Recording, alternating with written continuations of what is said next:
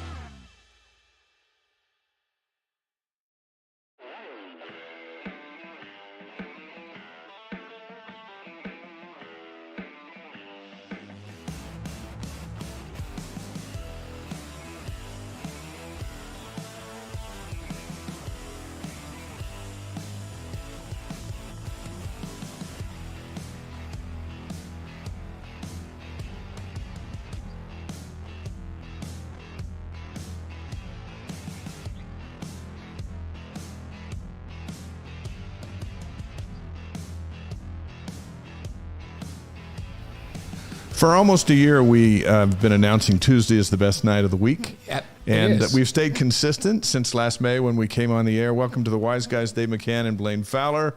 We're on Facebook. We're on YouTube. We're on Twitch. We're at ysguys.com, which is how we're building our global empire. What's up? Hey, it's Tuesday, so it's time to be able to come and hang out with everybody and talk sports and talk like lifestyle things, all things BYU, some things not even BYU, but to have a good time. And it's a busy time of year. It's Final Four time in college basketball. The Cubs are getting ready to start again. Baseball's getting ready to start. We got some stuff there. There's just so much going on. It's the NIT. We got football on Friday. NIT with our good friend Mark Manson this tonight, actually, later after tonight. the show. Mark will be on. Everybody go on and support him. We got that going. His wife's about to have a baby, but she hasn't had us. We flew down to the game to be there tonight. And if she has it, he's coming back. Wait, she didn't have the baby? Not yet. Oh, I thought she had it last week. No, so he wasn't with the team yesterday. He's with the team now. He's coaching tonight. I'm gonna have to text Brenda because I thought Hannah had the baby, but I don't know what's going on.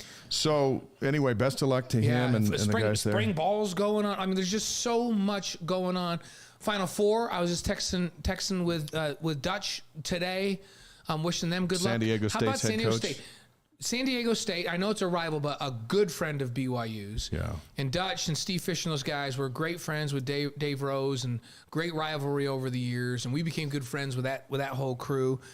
They're in the Final Four for the first time ever. They play tough defense. Yeah. None of our picks made it to the Final Four. Yeah. So I texted. So we're going to reboot our picks for tonight. Yeah. Text Dutch this morning and wished him great luck. It's that group, and guess you know who's on Dutch's staff right now? Sam Scholl. Yeah, from San Diego. From San Diego, who's been a good friend of ours over the last several years. University of San Diego was the head coach there. He's now on Dutch's staff. But that whole group of guys is a great group of guys. We're wishing them. I'm all in on the Aztecs now to win. Hey, let's sell some bobbleheads while we're talking about it. We've got the Cosmo bobbleheads. They're new. Our friends from the BYU store have sent them over to us.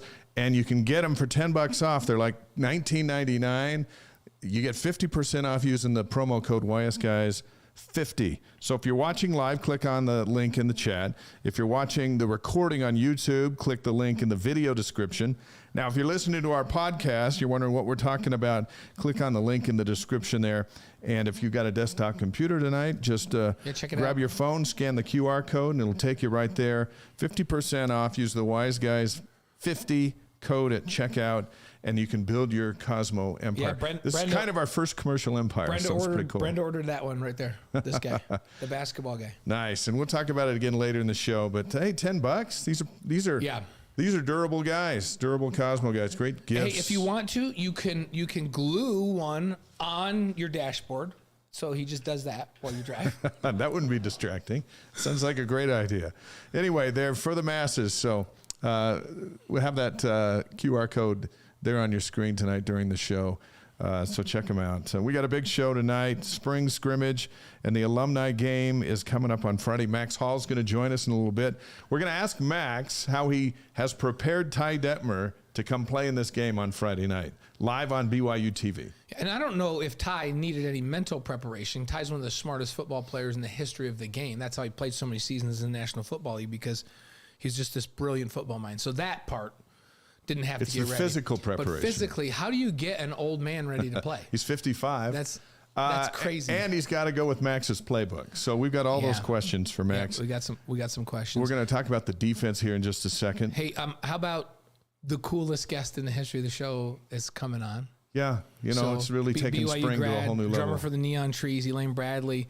She's live here in studio. We're pumped to have her. She's already here in the green room. We were thinking that we'd set up a drum set, and then we decided for the neighbors, they don't even know this show's going on, where we're going on. So we thought the drums would probably not be a good idea. Yeah, okay, get your questions ready. We're gonna talk sports, music, life. There's no question. And we mentioned Elaine that she's probably the coolest guest that's ever come on. And you know what? She did not. She's like, she didn't think we were crazy. She goes, you know what? I think you're right, and I think I'll hold that title. I think so. There's Danny Ainge, Jimmer Fredette, Ty Detmer, Marie Osmond, a whole bunch of others, and it's right to the top. Right to the top. So we're excited to have her on. Our first scrimmage for the public to watch is Friday afternoon. The first scrimmage kind of the spring was last week, where Keaton Slovis and Jake Retzlaff, the backup quarterback, the JC transfer, had pretty good outings. We keep hearing good things about Slovis every single day. And even Aaron Roderick was on Sports Nation yesterday talking about he just is the best thing they could possibly have going into the Big 12. He's such a good fit. Well, first of all, he's a good fit for the university. Like he gets it. And you and I have talked to him a couple of times. We had a really nice visit with him last week.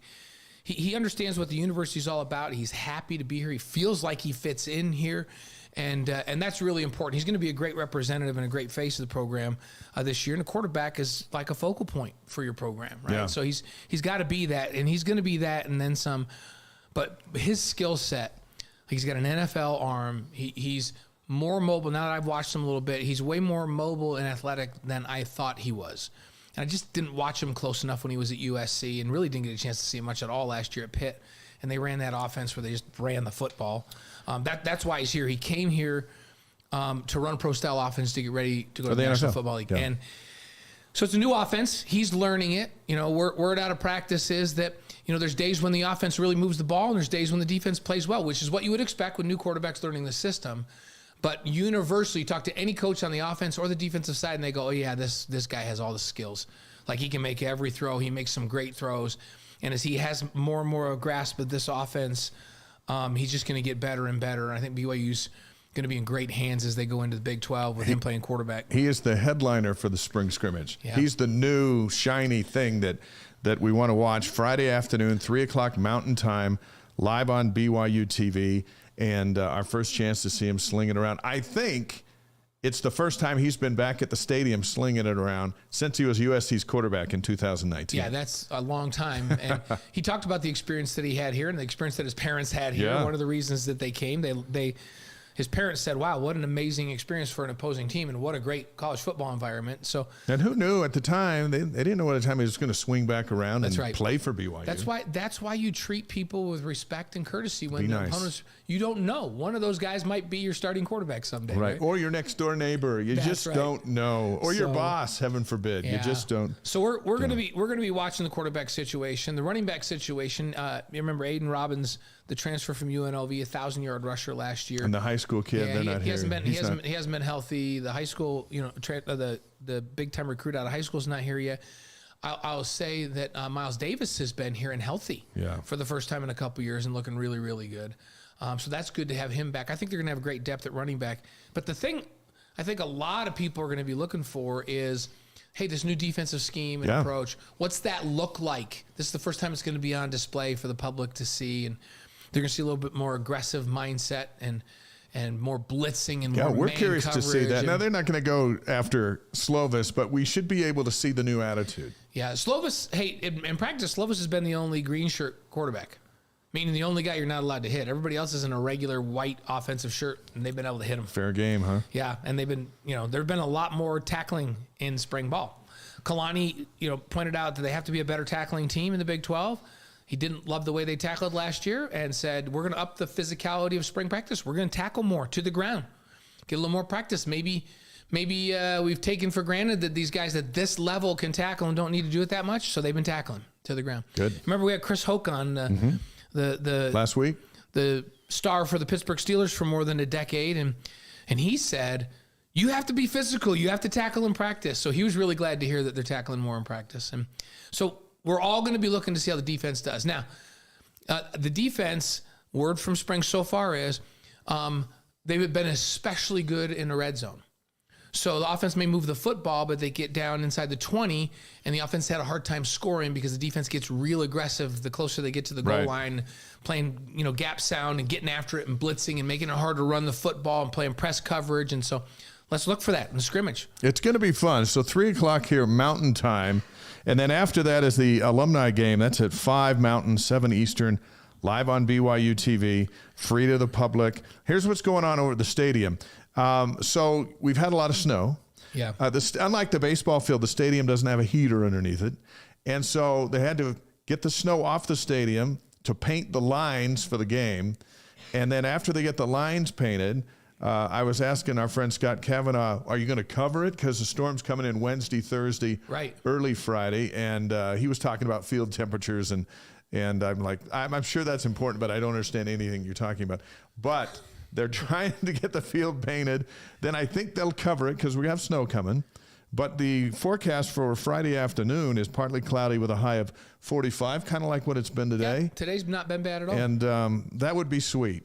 That would be sweet. That would allow us to just have You know what, I'm it. getting tired, and I know I shouldn't complain because we need water, so I've got to like get my mind right. But I walked by my Alexa screen again, and that red dot. If I see that red dot anymore that says winter storm warning or winter storm watch, Yeah. I might go crazy. And I've got to drive to the airport again tomorrow. Well, don't look at it because you're I going don't know to how see many it times tomorrow. I've driven to the airport in a blizzard this year, but it's been a lot. And I drove. There was a skating rink out there. I drove in the a other blizzard what day was it? Last Friday I drove in a blizzard. I'm going to drive in a blizzard tomorrow. Well, just get back in time for Friday. I'll be back in time. That's what. I'll check out matters. Seattle, which is supposed to be sunny and nice, which is unusual for there, and then I'll be back. You got to go to Seattle for the sunshine. Yes.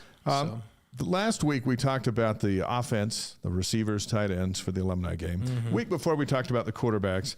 We're going to talk about the quarterbacks again with Max Hall coming up. But let's spend a couple moments before Elaine joins us on the defensive guys. These are some of the all-timers coming back, and their job is to intercept Ty Detmer, John Beck, Max Hall, Brandon Doman, Matt Berry. So their job's to come in and cause some trouble. Now, we're going to give you the list of the defenders, and we think they're all going to play, but there'll usually be some that go, I'm stiff or my doctor didn't approve me of being on the field. In warm-ups, I pulled a hamstring.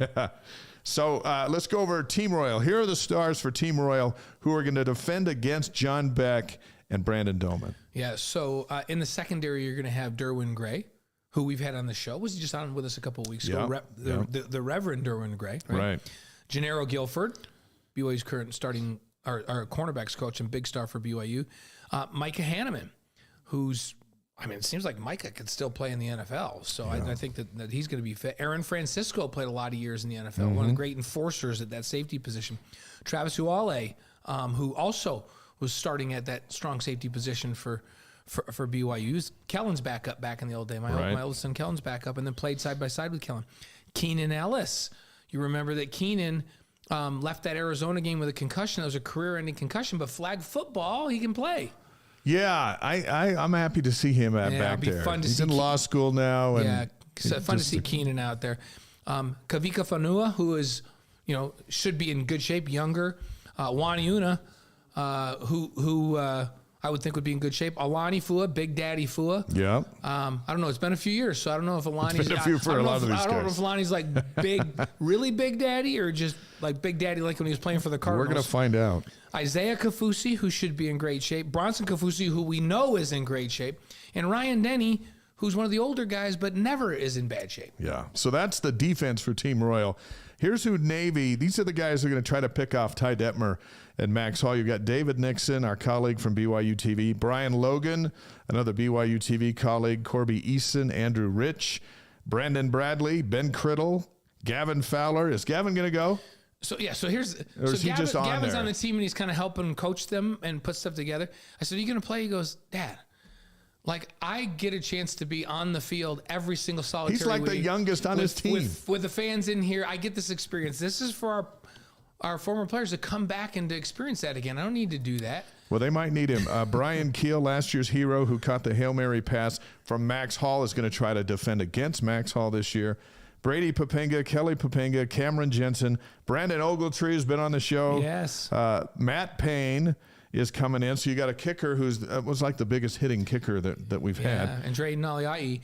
So there's some good players. I was talking to some of the older guys, and I was like, I see Gavin's on your team, but he's not going to play. And they go, "Oh no, we actually need him to play." Yeah, they need him to play. We're the old guy team. We're not sure how this is going to go, but the quarterbacks for the game, as mentioned, Detmer, Hall, Beck, and Doman. So coming up later in the show, Max is going to join us. What can we expect from Ty? It'll be Ty's first competitive game in the stadium since the year after he won the Heisman Trophy, his senior year, which was the following year of his Heisman conquest. And I think a lot of folks just want to go see that. And this we didn't know what to expect. Last year was our first go with this thing.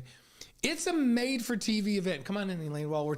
It's made for TV. We're going to have reporters in the huddle while they're calling the plays, for Pete's sakes, and getting reaction right on the field. I hope our guys don't get hurt, but they're going to be right there. We may even have a surprise sideline. We may have a reporter, surprise sideline reporter that you're today. going to all know. So that's all coming up. Can you hear? Here later in the hour.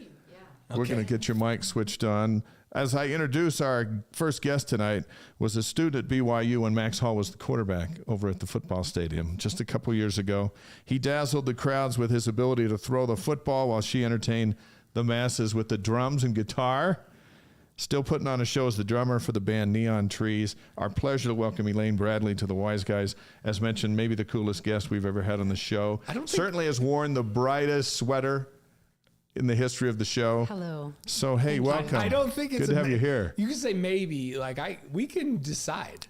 Yeah, can- well, right now- I just threw the maybe out to make her comfortable. No, Like, you can. This is loud. Okay, it's thing the is, coolest. I did some research. I watched your podcast. I was like, what's the set like? How are my colors going to complement their colors? So you knew. Did you know I was wearing royal today? Well, I assumed that some blue would be worn because it's the Wise Guys. Yeah. So that makes sense. It's good to have you here. Well, thanks for having me. I'm honored. Take us to the Rock Boat offshore in Miami where the band played in January. What was that like? Oh, that was so fun. It was a blast. So I had never been on a cruise in my life, and I kind of had the attitude of I don't want to ever go on a cruise unless I'm paid to go on one, because you've heard those horror stories about being out at sea, Yeah. and like an illness breaks out. They're always on YouTube. Yeah, I've done that. Had the illness break out. The guys in the white hazmat suits coming to the cabins next to us. So I've been on one of those. Oh, see, there you go. Yeah. Or you have you get stranded, or like a storm rolls in and everybody throws up,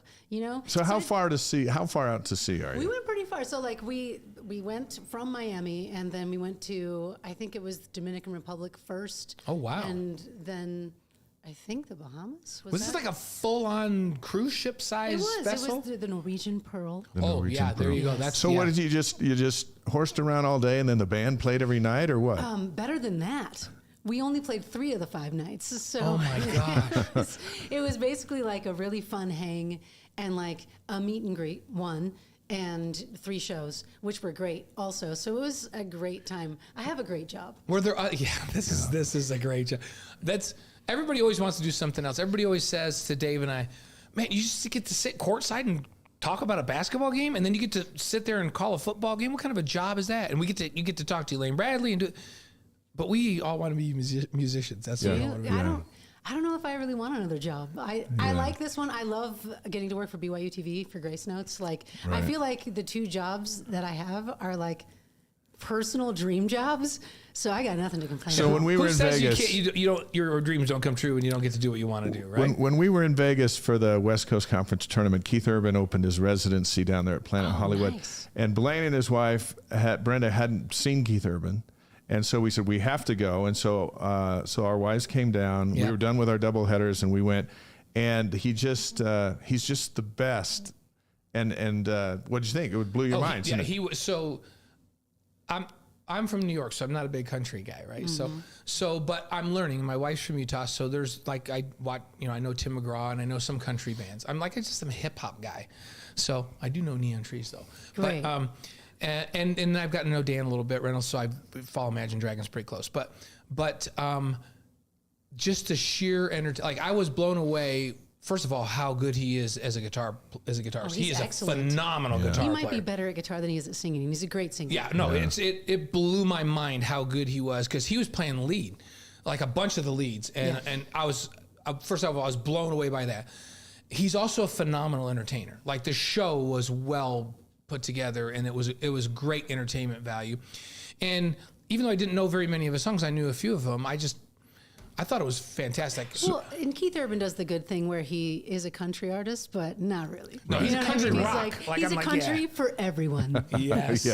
Yeah. So My we're wife, sitting there. My wife just likes Keith Urban. Yeah, so Period. does mine. I They're don't just even like. think she cares about his music. She just likes Keith Urban. So we're sitting there. He's a little too fancy for me. We're sitting there wishing we were rock stars as we're watching that, and but you get to be one. And so you're on this cruise ship. Okay. Okay. And Yeah. so the day goes, you're jet skiing and watching dolphins and all that stuff. No, but when does the band start playing? We did go jumping off of waterfalls in the Dominican my Republic, God. so that was pretty fun. That's cool. But also there was toilet paper floating in the water, so it's like That's not In cool. the Dominican Republic? Yeah. Okay, scratch that one off. exactly like you jump off and you're like, yay, and then this That's not- stream yeah. of toilet paper. You're like, oh, we don't know where that Oh, this came is from. where the sewage comes down to the yeah, ocean. Okay. so you Okay. just kind of close your mouth and hope for the best. Right. So know? you survive that. How does did. a show happen on the boat? Okay, well, so the Norwegian Pearl, as I said, is a pretty big boat, right? So they do it to where the main deck, where the pool is, half of the pool is closed, and they had, boards over it or whatever. So the main show area was there. Yeah. And then on the sports deck, which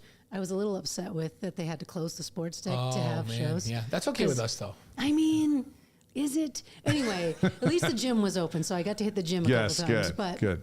sports deck was where they had like a smaller show area. Then there's like an amphitheater in the boat. Like, Okay. Yeah, so that's pretty big. It has like the stadium seating or whatever. So that was like a mid-sized venue. And then they had a couple other small like lounges or whatever where you'd play. So we played the main deck once. We were supposed to have played it twice, but the second time it was way too windy. Yeah. So it was like super dangerous. The first time it was super windy because you're on a boat, Right, yeah. which In I started international doing- waters. Yeah, I started doing the updo because of 'Cause the wind. Yeah, Yeah. because You gotta see. all my hands are busy, right? Yeah. My legs are busy, so I can't use my foot. No. Even if I were flexible, couldn't use it. And I'm singing this way, right? And the wind was blowing from here, so, it So was the just hair is just doing this thing. into my mouth. Yeah, it's a lot of, and then nobody wants to hear that, Right. You know. Or see it. Exactly. So anyway, the second show that we were supposed to have on the boat deck, which was supposed to be the last final Right. show, actually got moved to a different venue because it was just too dangerous. Different crowd every night, or was it the same folks just coming to see you again? Well, I think it was different because there are shows simultaneously going on all around the boat, like at least 4 or 5 shows, like staggered happening. It's like Vegas on the open water. Yeah, so what we thought, like, we were like, well, how does this work? This is our first time. There are Yeah. so many people that have been there 19 years, 17 years, 15 years. This is like how they spend their vacation. Money and Wow. time, you know? Yeah. So they were telling us, no, the crowd is never the same at the beginning as at the end. Because you either go to the first half of somebody's show and the second half of somebody else's show, or wow. vice versa. Okay. Yeah, so it was a steady flow, about the same amount of people, but just coming and going. I think all these people stole my life that I was supposed to have. Yeah. Can you play the drums seasick? I didn't find out because luckily I didn't get seasick. You didn't get seasick? See, Unfortunately, I would get seasick. Have you ever played before where you're actually moving while you're playing? No, that was weird. So the second show we had was down in that amphitheater, which was kind of lower and kind of towards the front of the boat. Yeah, right? so you're getting And a little it bit of was- motion. And we were leaving port, so it was this. Yeah. Unfortunately for Tyler, our sweet and dear singer, Yeah. I love him. He had a room that was like the envy of all of us until that day, because his room was at the very front of the boat. So it was like the view was panoramic and amazing, yeah. and it was like, wow. So he had us over to his room and we were Nice. hanging out or whatever. But that happens, and he got so sick. So he has to do the show, and the boat's still moving. So he had his head in the toilet until like downbeat time. We were a couple minutes late. He got it together and was just apologizing to the crowd, but he did great. The He show pulled it must together. go on, though, right? That's It what does. that's the like you've told the story before. I was on a whaleboat watching thing. I was seasick in 5 minutes. My kids were worse. Oh no! Dave and I I'm were, like, if I seen other fish, and we just stayed out there Yeah. forever, it was just Dave and I awful. were doing a live broadcast Yeah. of a live sporting event in Colorado, and I ate some bad barbecue before the start of the game, and I actually, like in the middle of the game while he's calling the game, and it's live television, I just go like this and leave for a minute. No, he left. I didn't know he was coming back. I'm He's just like, I don't looking at know. my The producer's what? talking in his ear. He's like, I don't know. I don't Game's know where he going is. on. He's just doing play-by-play and color. And then I came back and I had him take a garbage pail and just put a bunch of garbage can liners in it, like 10 of them thick. Yeah. And every time we went to a commercial, I would throw up. They'd wrap it up, take it off. We'd do the next segment of the show. I'd do it again. Oh man, The show must go Good on. for you. Yeah, that- I once got Bali belly. If we want to talk about that, in you guys Bali? heard of that? Yes, in Bali. I've heard of it. Yeah. It struck me Doesn't hard. sound good. It wasn't good, and so the Bali show was fine. So I came down with it like the day after. We had a couple days off between Bali and Australia, and I had to fly later because I couldn't fly. I couldn't leave. I was room bound for a good 36 hours. I hear that. Yeah. That whole area, or dengue fever, or like all kinds of it's crazy just, stuff it over there. zapped me so hard. So when I finally flew to Australia, I was not better. I still hadn't eaten. So it had been like 3 days of just like So my body is just gone. And you got to play the drums with no energy. So every time the adrenaline takes over. Yeah. Right. The show must go on. But every time I'd finish a song, I would just lean on my snare, just on my snare drum. Just And my goodness. you actually have the most physical job in the band, without question, right? It's Tyler or me. I think mine's more like consistently, but I mean Tyler is singing at full volume and he's jumping around. You know what I mean? So but you don't stop. I don't stop. Brandon just over there standing there playing the bass. Yeah, I mean, hopefully he doesn't do it looking like that. Yeah, he looks like he's having fun, but yeah. So Brandon, we're talking about Brandon Campbell, of course, the bass player who we had on the show not too long ago. He joined us in the fall. The bass player in the band. You both joined the band in 2006. 7. Oh, was it 7? 7. 2006. Okay. Yeah. So, and he's not quite as cool as you. That's why you're the coolest. But it was pretty fun to have Brandon I think we on. would both agree about that. Yes. But we're okay with it. We love each other. So you know? And you guys have been friends. He's got strengths that I don't have. Friends and colleagues. He's good. What's the best part about being in a band? You talked about some of the challenges. Sure. Right? But what's the best part about being in a band? And especially when you can just make a career out of it. Well, okay, so I'll tell you the best part about being in my band, because I don't know what other people's experiences are like, but the things that I love about being in my band, I sincerely enjoy who I'm in a band with. You know, we're all so different, right, and hilariously so, where it's like we're characters of ourselves sometimes. Like we call Chris, the guitarist, he's a Muppet, because he's such an interesting, funny, quirky, kind individual, and he's just not anything like any of us, you know? Tyler is like gregarious and like such a performer, but he's such a real dude. You know, like he takes the stage and then he takes the stage. But Right. off the stage, he's normal and fun and sarcastic and like such a good hang. And Brandon's a sweet individual who like just loves rock and roll. I think of all of us, he loves rock and roll the most just as a genre. He's a purist, right? He Absolutely. really is. He's like, I got that when he was on the show, for sure. I feel like he's earned an honorary doctorate of rock and roll, you know, whereas Yes. I'm more like, I love doing what I do, but I don't really care about the other people who have done it. You know what I mean? And when he's Right. like, this guy did it then, and in this year, it was actually this guy. Did you know that? He And was he's dropping that all guy. kinds of names on Yeah, us. he's like he was wowing us with He's the his rock and roll encyclopedia. history. Yeah, it was Yeah. pretty cool. So Actually, what's the plan for the Neon Trees the rest of the year? Oh man, we got so much exciting stuff going on. So we just finished up in the studio for an album. Oh, nice. wow. Yeah, I mean, And how many where solos do do you you have? record? Is it California? LA, yeah. Oh, in LA. We Yeah, usually get everybody together does in LA. LA, Yeah. Are you prepared to announce you have some solos on there? I mean, me personally, it's all mouth solos.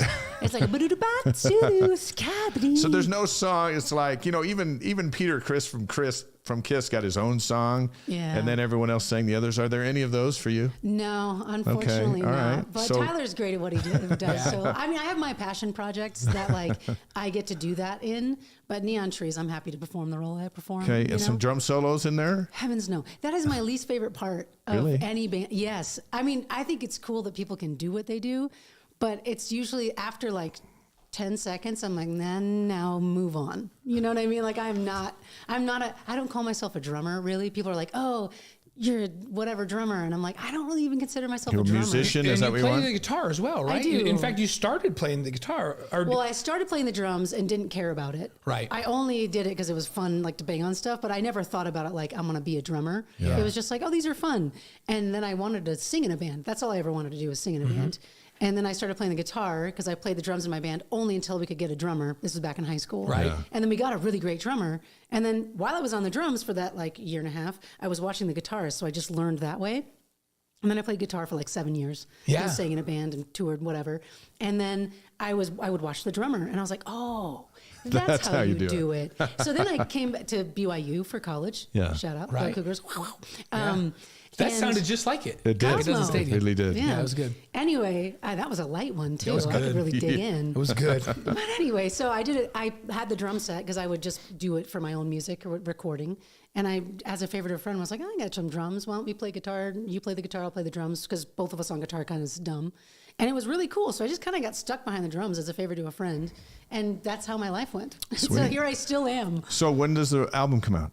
I don't know. We haven't really announced it, so you guys are getting the early tip. Okay, That's all pretty right. So awesome. it's done. It's not done. So like It's almost done? You know when you're done record. I don't know if you know this, but when you're done recording, there's so much else. There's like the mixing and the mastering Yeah. and the tweaking and the I don't know and the what about And sometimes do you go back and record other more tracks? That's happened historically. I Yeah. think we're done, but you never know. Right. You know, so we don't have a release date yet. We're just gearing up. There's just a lot of exciting things. And a that are tour like- comes after that?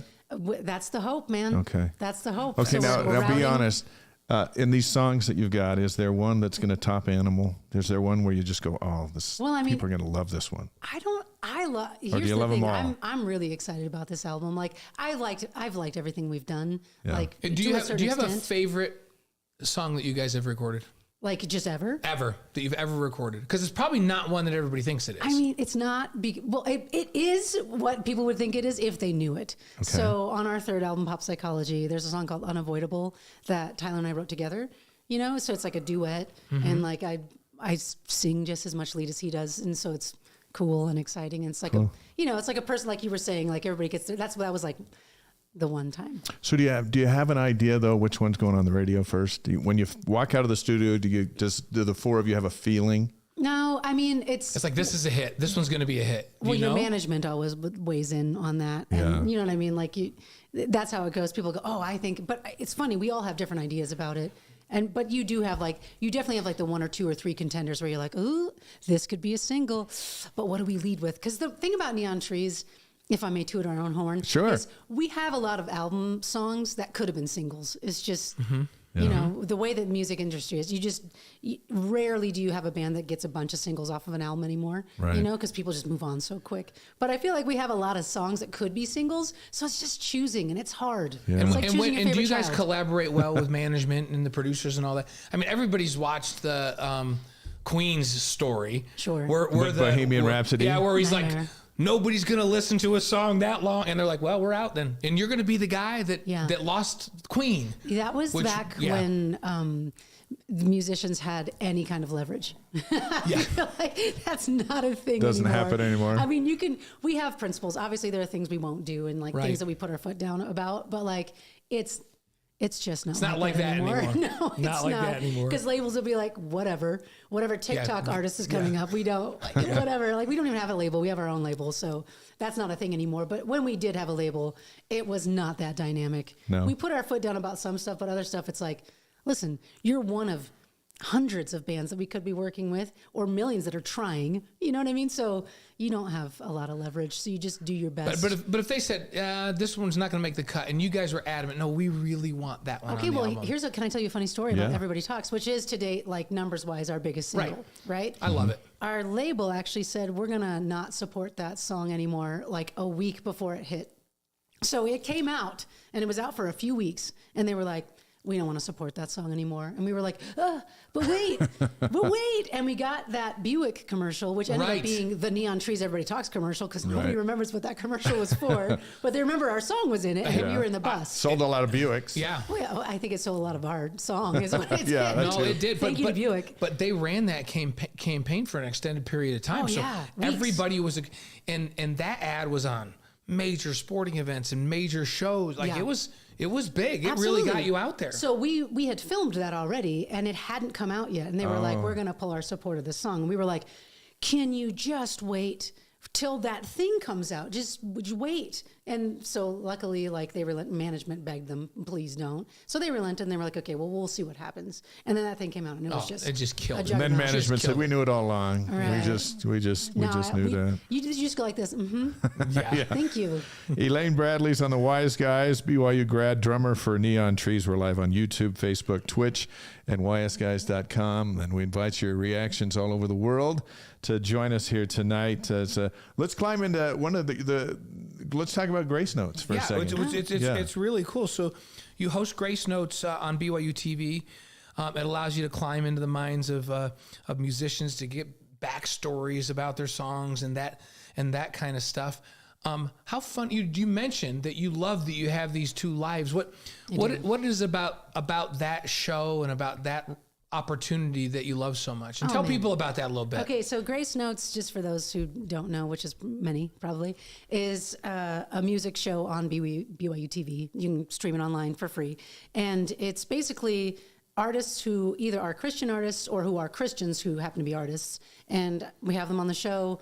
They perform usually a stripped down version of what their songs are, and then they sit with me on a couch. I'm in a comfy chair. The comfy chair is nice. And we just talk. We need to get comfy chairs. These are nice. Yeah. These are nice. If I were leaning back, you'd have lumbar It's support. always more It's comfortable. good. It's good. It's more comfortable too being the host in a comfy chair. Oh, because you know absolutely. exactly where you're going and they don't. As an aside, I hate sitting. So like all of my jobs required me to sit. Yeah. It's really frustrating. Yeah. I fly a lot, so that's sitting. Yeah. You're not allowed to just pace the airplane. It makes us you know what I nervous mean? when someone's Yeah. pacing. Absolutely. So I get up as much as possible within social boundaries. But anyway, back to Grace Notes.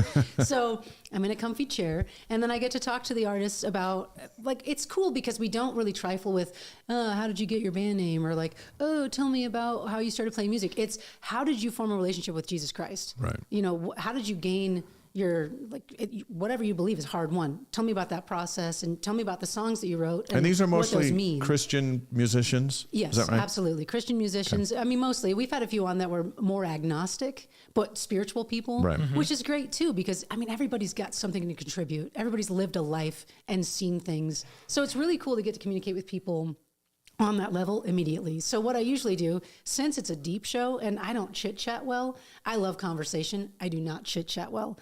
Passing time for no reason, just dip, dip, dip, I can't do it. It's usually like, hey, how you doing?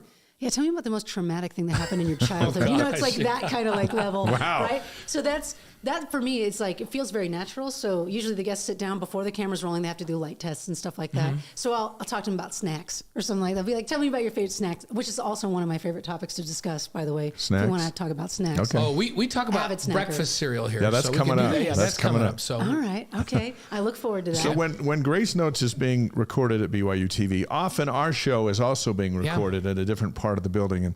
And there's like an army of people with the Grace Notes.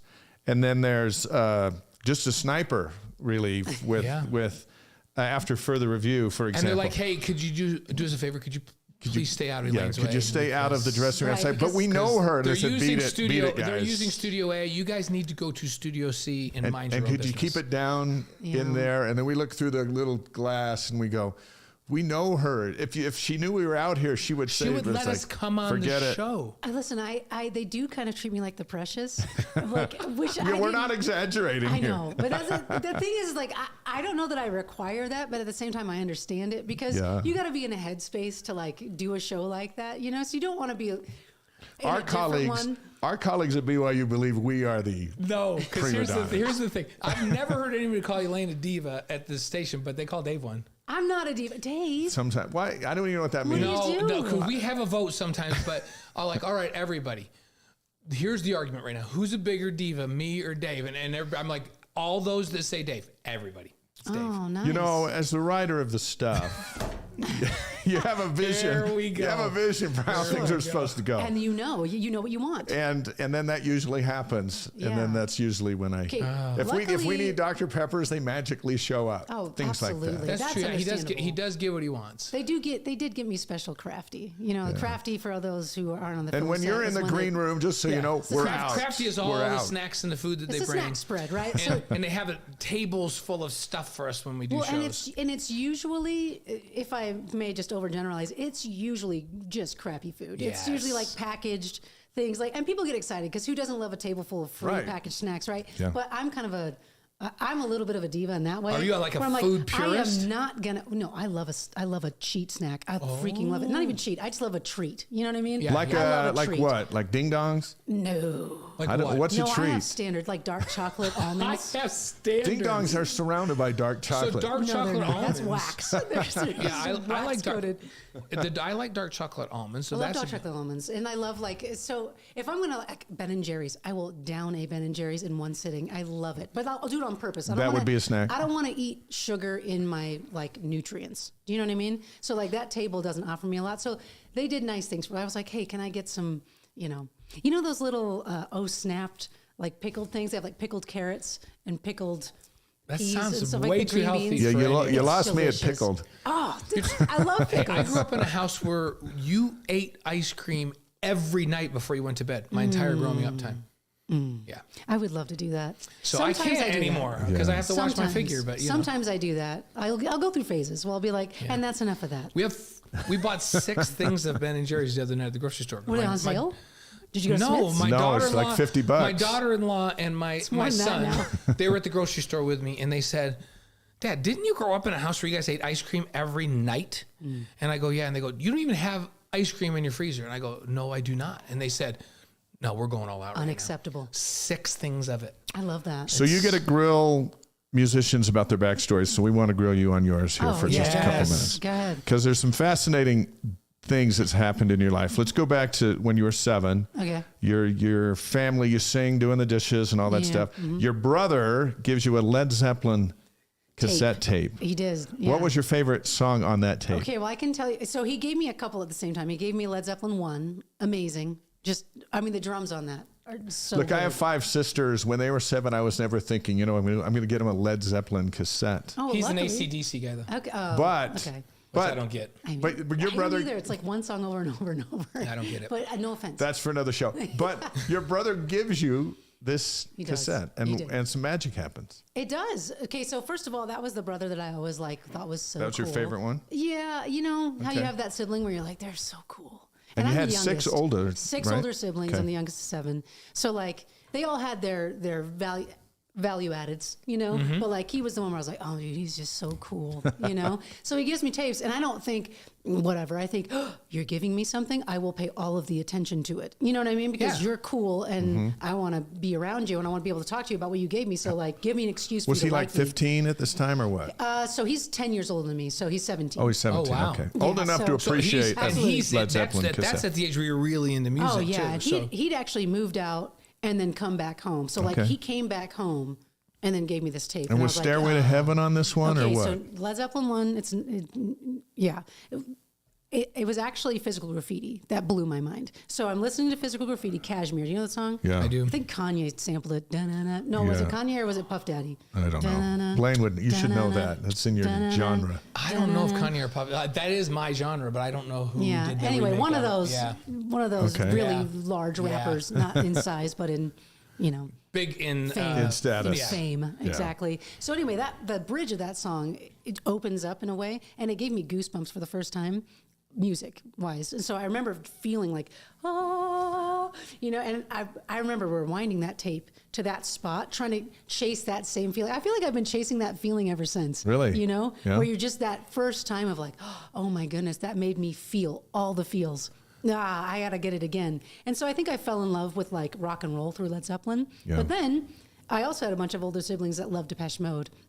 So I would yeah. listen to Depeche Mode tapes all the time And is too. it true your family would sing Depeche Mode doing the dishes? Absolutely. That's how I Like learned how to do people are harmony. people, they'd be singing that while you're doing the dishes? Absolutely, yes. That's awesome. And I'm trying to think, Neon Trees. Would I say that that's a blend of Depeche Mode and Led Zeppelin? There are definitely elements There- because we're a pop rock certainly, band. yeah. So you have the pop of Depeche Mode with the rock of Zeppelin. Like I think a lot of people are surprised when they see us live because we're a rock band Right. playing pop music. Yeah. Yeah, You know? yeah. That's So it started with Led Zeppelin. Yeah, It did. So, That's cool. so now we're gonna jump to your 13th birthday. You want a new drum set. That's what you want for I your do. birthday. I do. Your parents are gonna take you shopping, but No, my mom. Yeah, but instead of going to get a drum set, you go on a shopping spree for clothes at the mall, but Yeah. you never quite get to the mall. Okay, yeah. So this is a cute story. My mom's a gentle, cute, just a sweet lady, sunny disposition. Just she bats her eyes when she's uncomfortable, like, oh. We it's send not our best me." because we're going to send you the podcast and you can send it to your Yes. Carolyn, love her. Anyway, so I had a Sears drum set in 6th grade when I was 12, and I had just beaten it to death. It was done. The Yeah, the cymbal skins was just like you could just hit dented, right through them. crazy, and it didn't sound good anyway. But I played it all the time, so I'd proved like, okay, this isn't just a phase. I'll play it. So I'd ask for a drum set, and my mom's like, well, for your birthday, we're going to take you on a clothes shopping spree. And I wasn't a jerk about it. I've never been a jerk to my parents. Nice clothes are I've nice. done things, Yeah. that disappointed my parents, but I was never like on purpose, like, Yeah. you old people don't know, you know what I mean? So I was like, oh, thanks, great. So we're driving to the mall, and we get off of the freeway, and you're supposed to turn right to go to the mall, and she turns left. And I'm like, Mom, the mall's that way. And she's like, oh, and she is kind of a flibberty gib, like, oh. Like, so it's very believable, right? She's like, oh, and just keeps driving that one. I was like, okay, why don't you turn around? And it was actually one of those adult XXX stores. No. And so I'm like, turn around. And she's like, I wouldn't want anyone to see me turning around there. So like, it was all very believable excuses. Yeah. And then we arrived at the music store and parked. And so I think we're turning around, right? It doesn't even occur to me. And so she parks and I'm like, what are we doing? And she was like, well, we're here to get you a drum set. And my mind was just out of my ears. See, aren't parents the coolest in the end? They are sometimes. They really are. What brand was it? A Tama. It was a Rockstar DX. It was actually No, it was real. a real drum like set. I said, they got me the starter $150 Sears kit that just did not stand the test of time. It took a year and it was done. So yeah, they got me a real one. And that was the one I played all the way through until I got a Pell Grant in college and started playing drums again, and then I bought a Sonar. That was like my own. But I had that one all the way up until then. That's a cool story. What are you playing now? Can you say what you're playing now? Absolutely. I'm endorsed by Gretsch, and I love it. Oh, Gretsch, nice. everyone buy Gretsch. What symbols? Zildjian endorsed by them, Zildjian, too. of course, right? Yeah. I have to. I would have. See, the thing is, I didn't want to be endorsed by whoever would give me stuff. I want to be endorsed by who play. you want to use. Yeah, right, I wanted, which I think is awesome. I chose Gretsch because their worst kit is better than most mid kits of other brands. You know, so like if I'm doing a fly date, you got to rent a kit. I can't fly on a plane with drums, right? Yeah. So if I'm renting their worst kit, it's still great. So that's why I chose Gretsch. I always played Zildjian because they're awesome. Right. Zildjian's just the coolest when it comes to cymbals. Let's go to another key moment. You're 21. You're outside of Chicago where you guys grew up, and you're dating this guy who doesn't drink, smoke, swear, all this stuff. And church at this point isn't that big of a deal for you. No. Well, I would say I would fix that. I would say God at this point was not a big deal to me. But this is a Christian guy. But this is a Christian guy, and you're like it. And you're like, dude, what's up? And he says to you, and I wrote this down, I think it's important to have a personal relationship with God. Yeah. He says that to you, and that resonates. Because I asked him, hey, what religion are you? And he's like, I don't really have I'm not a denominational Christian. And he's like, but I do think it's super important to have a personal relationship with God. When he said that, my mind was blown. Yeah, why? Because I grew up in religion. Right. And I grew up a Mormon, not a Christian. You know what I mean? And I grew up thinking that God was an angry God who just wanted to test me in the worst ways and wanted me to be unhappy to see how I would handle it. There's an Elliott Smith song that I constantly think of where he says, they say that God makes problems just to see how much you can stand before you do as the devil pleases. I felt like that. I felt like God would just do whatever. Like my mom once asked me in high school when I was getting really serious about like being in a band. She was like, well, what are you going to do if God, like if that's not the path for you? Like if God tells you that's not what he wants you to do, what are you going to do? And I was like, I'm not going to listen. What kind of angry God would give me talents and give me a propensity and give me desire and then go, but you can't have it, you know? That just seemed so wrong to me. And I wasn't willing to listen. I was like, any God like that, I don't want to. And I felt like he was like that, so I didn't want to ask. Brendan and I have conversations about this all the time, about how culturally, especially culturally, because that's not really doctrine. No, we're a rules-based religion. But culturally, sometimes we go beyond the doctrine and we give the wrong impression. Here's the problem about truth claims is when you believe something is true, capital T, then there is no room or grace for variance, right? So it's like you either do it this way or you're wrong, and I know that you are. You know what I mean? So we grow up feeling that pressure of like, there's no way for me to be me in this because this entails all these cultural things. Right. You know? So you Elaine will appreciate this more than anybody, but after what you just said, so we get called to serve in a Bishop campus like 4 years ago. We go up and serve for 3 years on campus. And I'm like, what are we doing up here? Why would they call me to be up here? Right. And what we decided was one of the most important roles we would have is when these young people in the church would come with us with these issues that we would help them decipher. We would call, is that a thing or is that not a thing?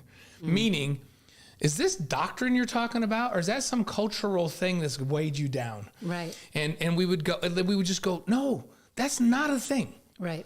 That's not a gospel principle or doctrine. Absolutely. Quit worrying about that. Right. Yeah. I mean, you can let's focus on this. And I feel like that's what we got put up on campus to help these kids understand. Absolutely. So it was That's really, valuable. it was I love really that. fun to take that, to understand what we were supposed to be up there. Yeah. So the aftermath of this So question changes your life. It changes my whole headspace, right? Yeah. So, and I'm an honest person. I think I'm a candid person by nature. I don't know why. I feel like I've always been that way. I'm a very outgoing public person until it's something private then I'm like the most private person ever, So I'm willing to share a bunch of things about how I think and feel and whatever, right? But then there are things that I hold like this. And I think one of the things I held like that up until that moment was I'm unlovable and God doesn't like me. You know what I mean? Mm-hmm. And I am fundamentally flawed. There's something wrong with me because I don't see it like you guys see it. I don't feel it like you guys feel it. What am I missing? And so it was like, oh, it must be me. I'm the worst. So I feel like in that moment, it was like, wait, God is an individual to have a relationship. I don't think I'd even heard the phrase have a relationship with God. I don't know. I missed a lot growing up. I don't know. I got a lot of the culture and a lot of the rules and not a lot of the love and relationship. You know what I mean? And I don't know, it's probably on me that I missed it, but I missed it completely. So that just changed my whole headspace of who God is. I was like, oh, he's someone to be known and he's someone who wants to know me. Not somebody tell me what I am and have it feel like it's grinding gears, but somebody to go, I made you that way. You can be that and you can tell me about it. I never thought I could tell him about it. I thought I had to censor for him. You know what I mean? Yeah. I can't tell him how I really feel. What so I'm giant just not relief. gonna play. A giant relief, isn't Yeah. it? So once and I'm certain that didn't just come in a night. That came up. That was a process Absolutely. to get to the point where that mindset changed, right? Well, that was a night. That was one of those moments in life. I think there are only a few in life where you can. It's a feeling, and it's like almost an audible, like a shift. Wow. Where my thinking just went, and a door opened up, and I was like, okay, God is a thing. It's a thing. God's a thing. I should probably know. I'm an honest person. I should probably know what that means because I've never not believed in God. I just always thought it was one that I was afraid of and who didn't love me or like me. Wow. You know what I mean? So it's like, oh, I should probably get to know him. So that was the hard shift that led to the development. Wow. And so then the development comes and leads to you getting active back in the church again. And then you... Not for a while. But beautifully. That's what I was saying. Yeah. There was a to know process, right? God. Yeah. There was a process. Yeah. From that point, there was a process that led you to going out on a mission. Absolutely. Yeah. Going out and Weird. serving in a mission. Never wanted to do that. You meet Elder Bryce Taylor on that mission. I did. Which and tell everybody why it was important that you met Elder Bryce Taylor. Okay, on well, that mission. Elder Bryce Taylor. First of all, I have a 10-year-old son named Bryce after Bryce There you Taylor. go. This is how seminal Bryce is. It's like he's like He's on the end. Yeah, He's in. I hope we hang out in heaven. Absolutely. I hope that I don't know what heaven's like. Honestly, I don't think anybody does, but I feel like I'm gonna No have one a comes back relationship to with tell him. us. There's only Just the there's one who's only come one back. thing I'm sure of. There is football in heaven. There you go. There has So why to would be. you have these fervent feelings if there weren't something similar? That's right. Right. But anyway, no. So Bryce Taylor. And there's music. Absolutely. Oh, I mean, please, how would you yes. be able to feel the spirit through music if music wasn't a thing? There's music and there's sports in Yeah. heaven. Let's just agree on that. Okay, I'm fine with that. Okay, so because back to Bryce Taylor. there I we saw a go. quote today from Ella Fitzgerald who said, the only thing better than singing is more singing. Nice. So there has to be. Yes. Absolutely, Yeah. I can see that. Okay, so Bryce Taylor never served together. We served in similar zones. There was a double zones that was called the street preach at the time, is when you get together and you sing songs and talk to people on the street. In Germany, this is where my mission was. And he saw me across the way grab a skateboard from a kid I was talking to and do a kick flip. And he was like, oh, okay. Well, I got to meet That's her. the cool sister. And then he was in the missionary, the office elders have kind of different rules. So they were allowed to listen to my music from before the mission, and it was rock music, right? We're not talking about mission music. We're talking about my rock band that I played guitar in. And he heard that in the van. He's like, what are we listening to? Because he was a rock kid. And they're like, oh, this is Sister Dodie. That's my maiden name. Sister Dodie's old band. And he was like, what?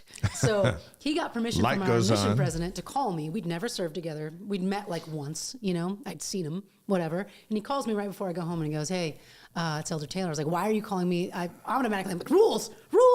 And he's like, don't worry. I got permission. It's all good. He's like, I need to know, what are your plans for after mission? And I was like, well, I'm going back to Chicago and I don't know, we'll see. I might apply to BYU. I might not. I don't know. And he's like, listen, I live in Utah. Come to BYU. And I was like, okay. He's like, no, we have to play music together. And I was like, okay, cool. Let's jam, bro. Wait, whatever. and he's not talking about we're going to make beautiful music together. He's talking about we're we're getting play a band music together. together. Not one bit. We're getting a band together. Yeah, so he gets my information. I'm like, whatever, I'll never hear from him again. I get home 6 weeks before him, living my life. And 6 weeks later, sure enough, bling, I answer the phone. Sister Dodie, when you coming out? And I was like, hello? And he's like, yeah, this is Bryce Taylor. When you coming out? Every Sunday he'd call me and start with, when you coming out? So I applied to BYU, got in, got a scholarship. I was like, how can I turn it down? So I came to BYU, and that's the rest is history. And now you're on the Wise Guys. And he's also the reason I started playing drums, because we got Right. together to play guitars. It wasn't that cool. I offered as a favor to a friend. He's my friend. You're on a band. That, Well, and he played guitar. He played guitar. So it's like, okay, you already got that covered. I'll play the drums because Absolutely. And let's face it, you were an accomplished drummer as well. Now I am because of that. But I feel like I got back behind there after watching a drummer who was good and was like automatically better from air drumming and stuff. So I was like, okay, I can do this. That's cool. now our research department did some stuff here. Yeah, is that you? So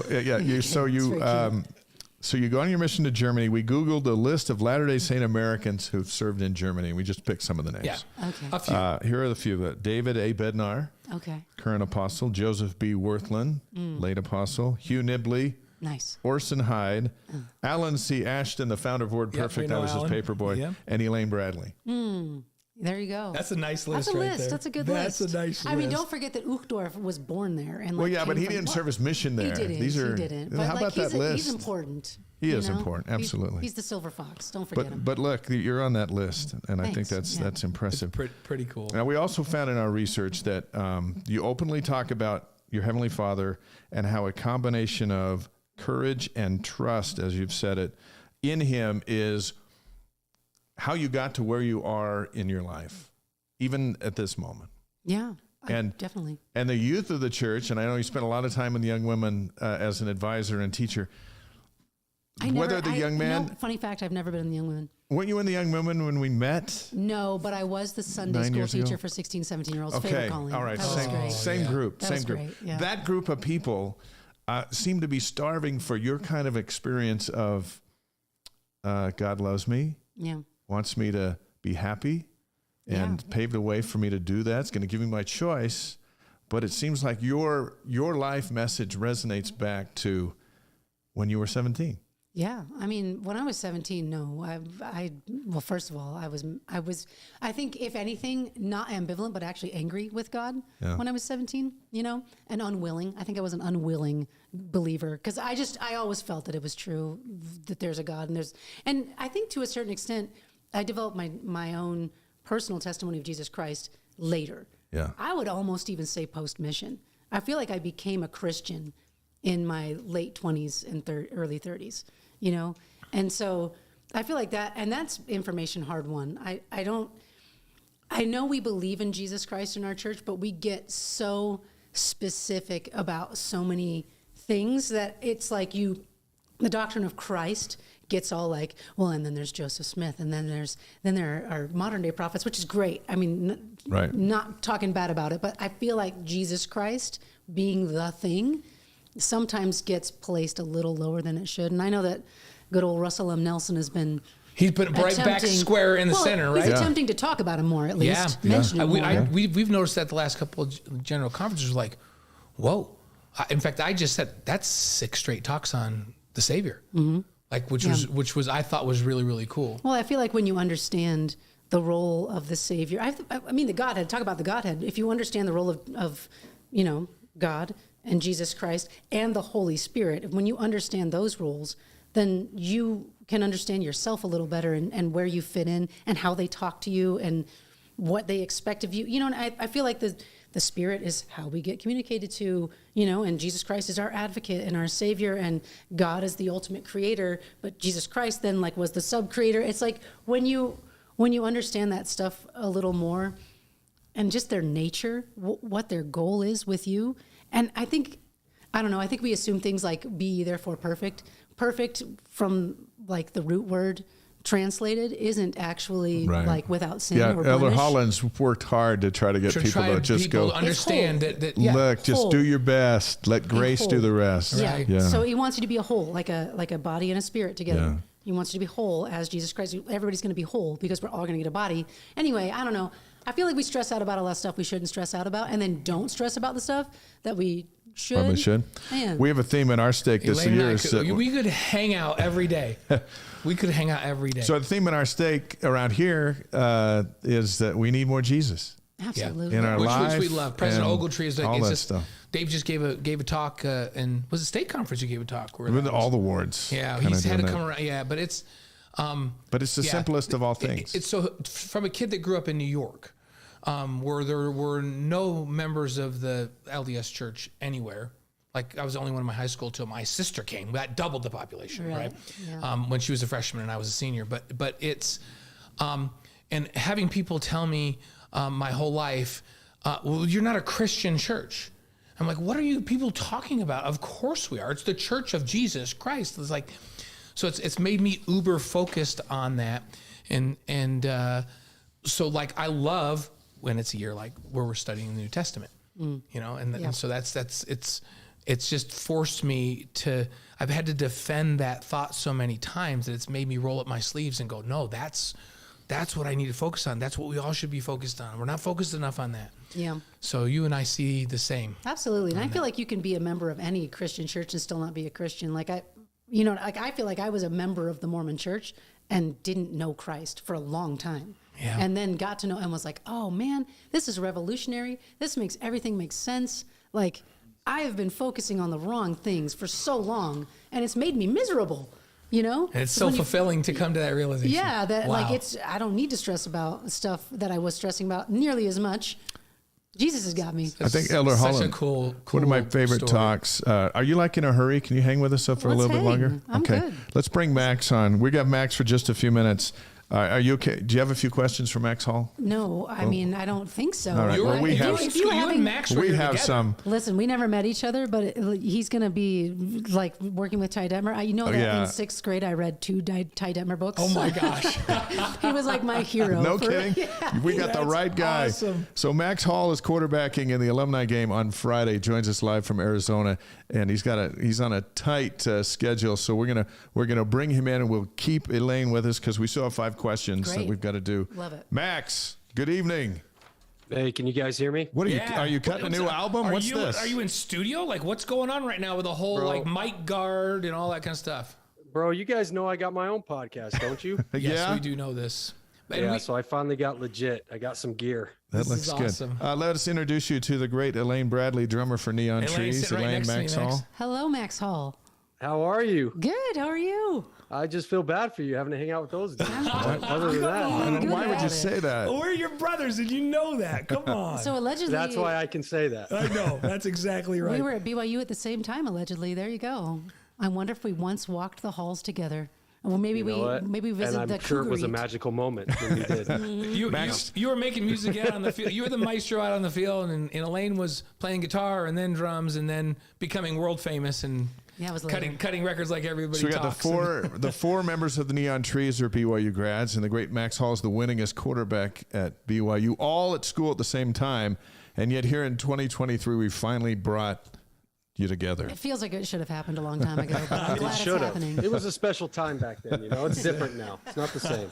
Max, you got Ty Detmer. Is he ready to go Friday night on the alumni game at Lavelle Edwards Stadium? You and he are teaming up with Team Royal. How's Ty's mind? How's his body? Is he ready? Are we live right now? Yeah. We're always live. Come on. We're always live? Yeah. Okay, I'm in. So Ty's going to be ready. And the only reason he's going to be ready is because of me. All right. I forced him out there to our quarterback trainings, right? Made sure he was on point throwing the ball. So he's been throwing the ball a little bit. I've been reviewing film from last year, showing him what I did. Okay. I said, this is how you win it. And so he's ready to go. We got film going. We got practice going. He'll be ready. Max, you know that he told us a couple weeks ago that the standard that you set for this game last year was ridiculous. He's actually a little ticked off about it because he says, how are we going to live up to that? A Hail Mary to end the game. First of all, you brought a playbook last year. You ran a bunch of stuff. You guys looked great. You were in shape. You were throwing the ball like you were still playing for the Cardinals. And then you throw a Hail Mary, and he's not happy about the standard. Listen, Ty should know about standard. I mean, come on, he's a Heisman Trophy winner. You know what I'm saying? Like, I set the bar low compared to what we should see this year from Ty. We're expecting great things from Ty, but it's funny that he says that, because I think one of the main reasons he wanted me on the team is so I could bring that playbook. He wants that playbook in hand so that we can dice him up, man. I'm telling you. Has he been studying it? It's our playbook. For ALA Queen You better Creek. know it, right? Yeah. So how much, and he said that he's going to play a little and then he's going to have you play a little. How much are the two of you expecting to play Friday? I don't know. I'm sure we'll trade off a little bit, man. We're going to have fun, but it don't matter. Both of us are ready. It just doesn't matter which one's in. Are you impressed with his arms zipping down 30 yards downfield? Yeah, his nickname over here is the microwave, because the guy's always hot. He doesn't need a warm-up throw. Doesn't need a warm-up throw. I got to take a few warm-up throws, right? He shows up, throws an 18-yard comeback to the field like it's nothing. I go, okay. Wow. Microwave, there he is. His reputation was that like nobody would get the ball up on time in the right spots like that guy. Like it would always come up, like guys aren't even into their break. The ball's coming out. They come out of their break. Bam, it's on him. Like he was just phenomenal that way. We have some of our viewers are asking, hey, will we be able to see the alumni game live on BYU TV? And the answer is yes, it will be on BYU TV. And so they'll be able to watch it. Were you surprised at how many people watched that game? First of all, that came to the stadium to watch it. And then actually we were blown away by how many people tuned in and watched that game. Were you surprised by that? The interest? Actually, I mean, yes and no. And I'll tell you, yes, I was, because no one's ever tuned into an alumni game like that. But at the same time, I thought BYU TV and the coaches and the administration did a great job of putting it on and promoting it to where it made it exciting to watch the game. But I think because the bar was set high last year, I think, and everybody saw it or heard about it or saw the highlights, I think there's way more anticipation and excitement about the game this year. So I heard we might have double the amount of people there in person. Everybody's asking how to watch it. So, I think it's going to be big. I saw a tweet from your high school down there where you and Ty coach about how proud they are to have you two representing them in the alumni game in Utah, which I think is cool. Former BYU quarterback Max Hall with us on the Wise Guys, live on YouTube, Facebook, Twitch, and ysguys.com, along with Elaine Bradley of Neon Trees.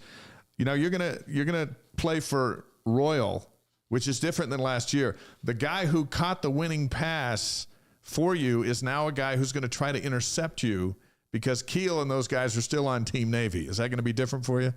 Oh, Keel's already talked his trash. He's already texted me and told me all about it. Actually, I instigated it, because I sent him a picture of him holding up the ball after he caught the Hail Mary. Yeah. Because that was Brian's moment. That was his only touchdown in the stadium. It was his moment. Like, live it up. So I sent it to him kind of, and he's like, yeah, I'm just sorry that you're going to be on the losing team this year. And I said, well, we'll see about that. But the only thing is I'm super excited to be on Ty's team and to play with those guys. But most of the guys that I actually played with at BYU are going to be on the other team. So it'll be fun. I'm sure there'll be a little bit of talking and having a good time out there. You've got some good receivers. Like, we were going through the list of who the receivers are for you and Ty.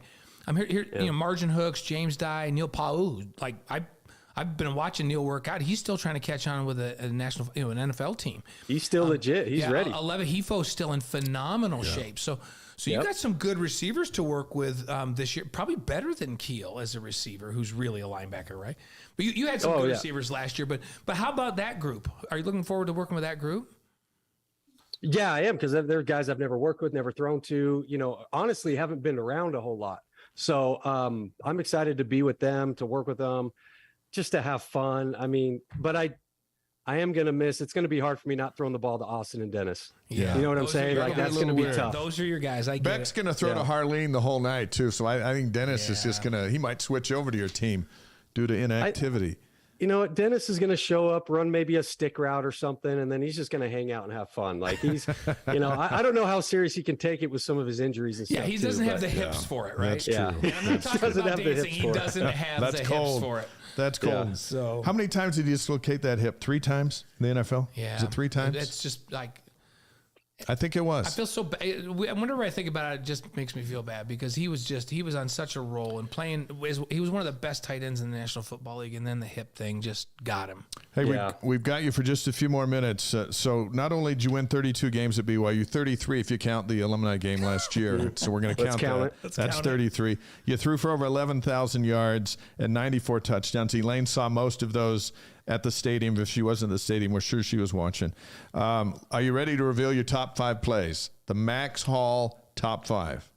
Yes. You ready? All right. Let's start. Although I'm still back and forth on the 5th one. But we're going to start with 5. We want to start with 5 we work and to go 1. down to 1. Is that going to mess you up Okay. because you're not ready for 5 yet? No, I'll tell you. Okay. So here we go. here's number 5. 5. Number 5, we're playing San Diego State. And this is kind of a goofy one. Okay. Okay. We're playing San Diego State, and we're out of timeouts, and we're driving down the field, and the clock's winding. And we run a play. We get stuffed on the 1-yard line. It's 4th down, and Coach and I yells out, Chevy. You guys remember this? Chevy, which at the time is quarterback sneak. Right. Well, I get up to go quarterback sneak, and there's 11 guys in both A gaps. So I looked at the sideline. I go, I'm just going to take off to the sideline and see. And so I just took off, and everybody pinched down. I ended up scoring. Doesn't seem like a big play, but it was one of my favorite ones. Max, Elaine just said to me, there can't be 11 guys in both A gaps. That's 22 guys. There's only 11 guys on defense. So she's right. She's right. So there was a. She's right. Okay. But it seemed like there were 22 guys out there. All right, number 4. Okay. Hold on. I keep going forward. So hold on. Number 4 is, let me tell you what number 4 is. All right. Senior Bowl game, or not Senior Bowl game, but the bowl game my senior year. We're playing Oregon State, and we beat them pretty good. But I took a shot in that game. I stepped up in the pocket. I took a shot, and on that shot, I kind of got high load. I partially tore my MCL. I cracked a rib.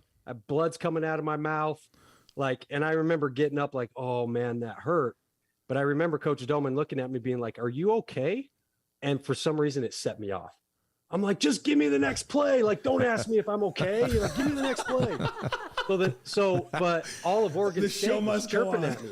They were chirping at me from the sideline. So the next play we ran 95, and Dennis went right down the middle. I threw a touchdown pass to him, and I kind of did the high knees down Oregon State sideline. Nice. But what was funny about it is I almost fell because my MCL almost gave out. So it ended up backfiring. The show must go on. I'm going to call that the show must go on play. That was a super windy night. I was there with my kids. My sweet daughters were probably saying, suck it up, Max. Get back in the game. Exactly. Doing that. All right, that's awesome. Number 3, what do you got? Number 3 is 4th and 18. Utah, my sophomore year. How can that be number 3? I can hardly wait for 1 and 2 if that's number 3. Gosh, you know what 1 and 2 are, but I do know. Number 3, 4th and 18. We're on our own 10-yard line. Coach and I just basically signals me 4 verts, Utah, 3 by 1, 4 verts. I happened to give Austin a little stutter and go. I rolled out of the pocket. I had a separated shoulder at the time. I had separated my shoulder the week before versus Wyoming, fully separated. And so I threw that ball as far as I could. It went about 35 or 40 yards, as far as I could. Somehow Austin got behind the defense. But I tell you what, even more so than the next 2 plays or the next one of them, I have never heard LaVell Edwards Stadium that loud. It was amazing. That pass. Yeah. The feeling was Well, while the ball was in the air, I've never heard it quieter. Oh. And then when the ball got caught, I've never heard it louder. I felt like the whole place was vibrating. It was really cool. Yeah. Yeah, and it was right in front of Ron McBride, which made it all the more sweeter when Collie brought that down. All right. So if that's number 3, what's number 2? Number 2's the pass to McKay Jacobson in the back of the end zone Against Oklahoma. Yeah, that was big. I was there right on the sideline. They beat the Sooners 14-13. They had 80% of the crowd, but your 20% were the only ones making noise after that catch. I just saw the player of the game for that game just today. Colby Clausen. Colby Clausen. Yeah, people don't even know. He knocked Sam Bradford out of that game. That had a big impact. So now, Max, big impact. Let me ask you about that play because you'd hit Pitta like 5 times on that drive. And so we just assumed Pitta was going to get it again. And then you see all of a sudden Jacobson's just out there by himself? Yeah, so the play was just a spread 2-by-2 formation, and we called it Winston. I think even Blaine, that you guys might have called it Winston. Yes, we did. Inside guys have choice routes, outside guys have the digs on top, right? Yeah. So, and you're right, because in that drive I hit Dennis like 4 or 5 times. Yeah. And so on that play, you watch the safety, the linebacker, and the corner all go whoop. They jump to him. Dennis, Yep. and they all left McKay in the back. That was one of those throws where it's just like, don't screw it up. You know what I mean? Just get him a catchable ball. And if you try to steer it too much, you'll throw it low. So you just have to relax and throw it. stay in rhythm and throw it like any other throw. And then There he you go. caught it like it caught 1,000 balls. Just kind of caught it, stood there. It was awesome. Place went nuts at least. Hometown. Yep. Yeah, it Okay. was awesome. That was a great one. But now, so number one, I know what it is, but I mean, come on, it's overtime. Utah senior year. Andrew George is still running. Dog pile. I almost died in the dog pile afterwards. Carried off the field the whole thing. I mean, it was unbelievable. We've had Andrew on here, and of course, we went in great detail of that play with you last fall. But you're literally at the bottom of the pile, out of breath, and you're thinking, "I'm not going to live through this celebration." Well, I had just sprinted all the way down the field, all the adrenaline going on. Now I got 5 linemen laying on top of me. I said, "This is it. I'm going to die on this field right now." almost But hey, if I'm going to go out, that's how I'm going to go out on a game winner against Utah. I love it. I love it. Hey, last question for you, and then we'll let you go because we'll see you here Friday. But how important is this activity, this alumni game, to the former players as the current players get ready to launch into the Big 12 where BYU's never been? For this powwow of the greats, how important is that to you guys? I think it's super important. There's a culture, there's a brotherhood that goes with any football team, and especially at BYU with the tradition that we have. And so I think it's important for us alumni to come back as often as we can, be at practice, support the team, do everything we can, especially in this big step that we're about to take going into this conference. And so I thought last year was kind of the beginning of what this event is going to be in the future. And hopefully more and more guys start coming back and being part of, feeling like they're part of it again. I think there's a lot of us that go away and we don't feel like we're part of it anymore. So I think the BYU staff is doing a really good job of bringing that back. And also like us interacting with the players. Like, I don't know many of the players that well, so it gives me a chance to see them, meet them, being around them. So, I mean, I want to be there every year. I want to be part of this thing every single year. Well, you keep winning it, and they're going to keep you coming back to defend your title. I don't know what you're going to do to top the Hail Mary, but I'm sure you'll come up with something. I think one thing's cool. And Dave and I'll be there calling it. We'll for be you. calling it. One thing that's cool is that you've got your quarterback from this last season who is going to play at BYU. He's on his mission. He'll be in the Provo MTC Friday night while you and Ty are down at the stadium throwing the football around. That's one of those small world things where, like, how does that even happen? Very small world. And actually, he was on the podcast last year. You guys remember that? Yeah, That's right. popped in. He walked by when we had you on. That's right. Yeah, he walked by, said hi or whatever. So yeah, he's excited to get to BYU after his mission. But he actually got his visa and is on a plane right now. Oh, he's on the way plane? to Columbia. To He's on his way to that's Columbia fantastic. right now. That's good for him. He'll miss the cheers from the stadium and be Yeah, just but that fine. would be too hard for him. I think. I'm glad he's not. That would be tough for him to sit in there and not be part of it. Hey, Greg Romano, one of our guys watching on the live stream tonight, said, "I saw Max speak in Nampa, Idaho earlier this year. He's an inspiration to many." Oh, that's cool. Nice job. We I love hearing all stuff the like great that. things you're doing. You're Hey, doing great stuff. see you brother. Friday. See you on Friday. Appreciate you guys. We'll see you. The great Max Hall. That's awesome. Now, let's bring Elaine Bradley back in. Now, She's here. She's been here. she's been here. We're just sitting here with us. I love Tell it. us you knew some of those 5 plays, Max said. I did see a couple of those. I did, but I never attended a BYU football game in person. Why? I don't know. It just You never didn't have a rock happened. pass or what? No, here's the thing about like gatherings. I want people to come to my stuff, but I don't like going to large gatherings. That's awesome.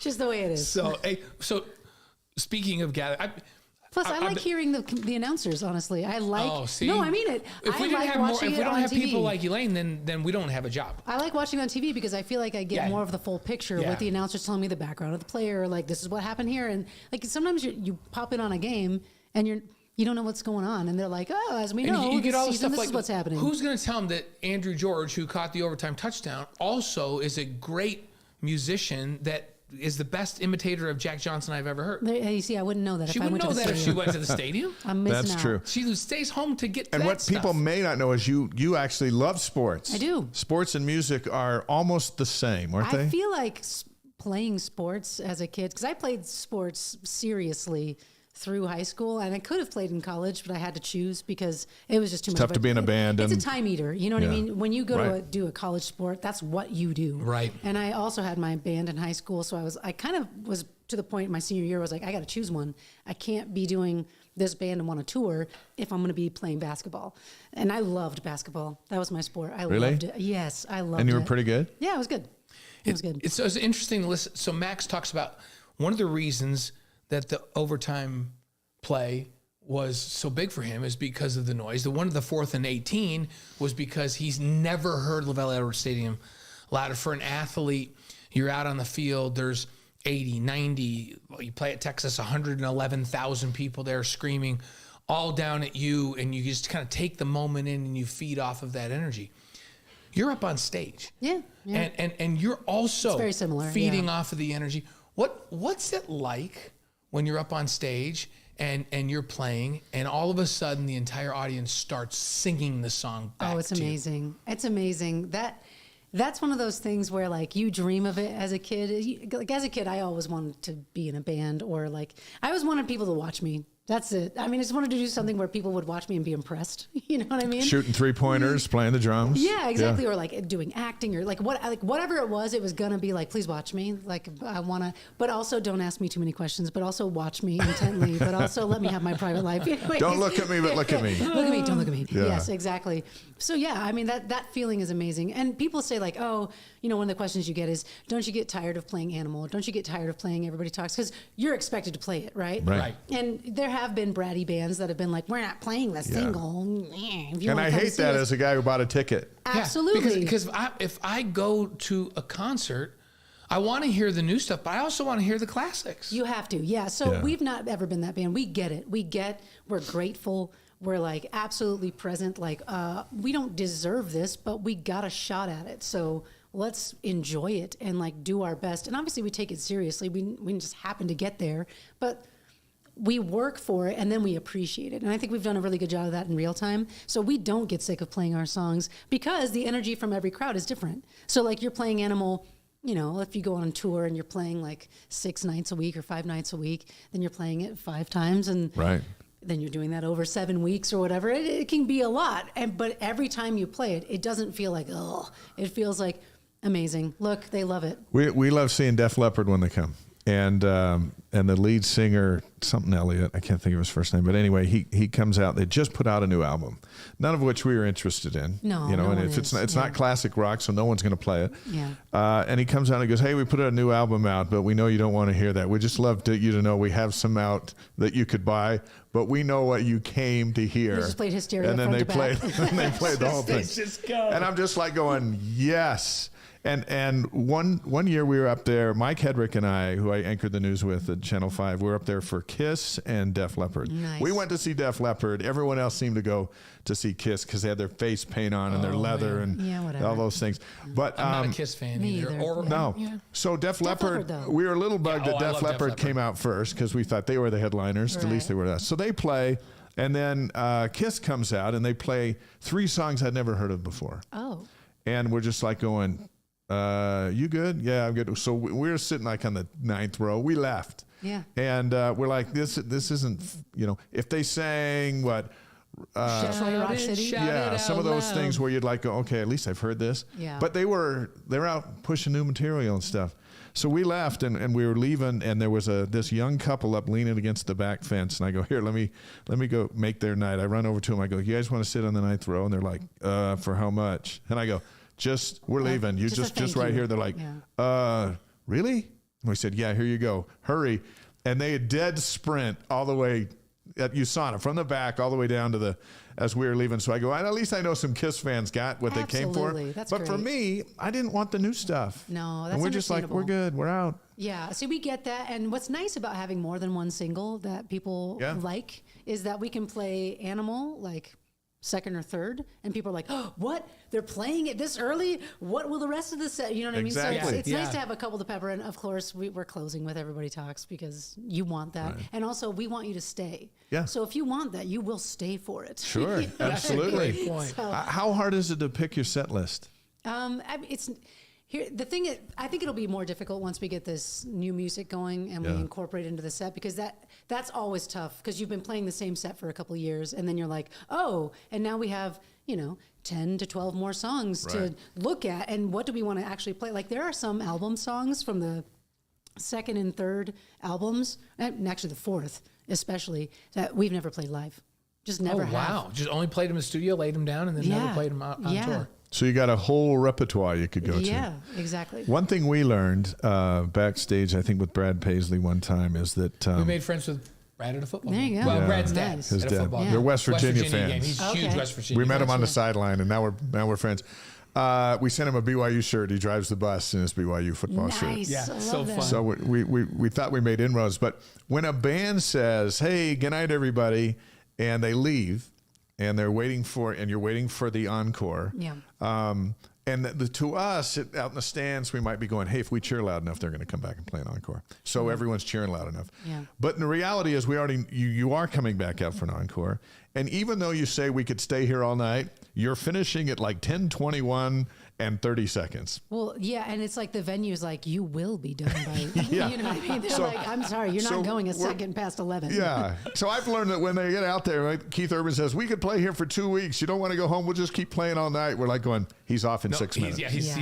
coming. He He's knows doing this it. song, and then he's out of here. And He's just being a charmer. Yeah. It's cute. And are there nights where you just there and go, we just want to stay and play? Or is it such a business where it's like, you've got your 15th song, good night, we got another show tomorrow? Sometimes, yeah, it depends on the scenario because you don't. Okay, here's the dirty little secret about like being in a band and having it be your job, and so it is a business. Right. Is that we play some shows that are not all about us. We don't always play like glory shows where it's like people are here to see us. Sometimes we play private gigs where it's like a company throwing a party for their employees and they're willing to pay us a nice handsome paycheck to Right. come entertain those employees. And those employees are all holding one drink in their hand. It makes it really hard to clap. Yeah, what that's true. So this is what you get. You end and you're like, you sweat, yeah, and it's like, woo!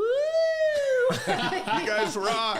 Yeah, and you can hear like Joyce from HR going, "Yeah, I love you guys." You know? So sometimes you don't plan for the encore; Yeah. you just play the set and you get off. And then the you get out of stage. there? Yeah, Yeah. but the encore's nice in a good environment.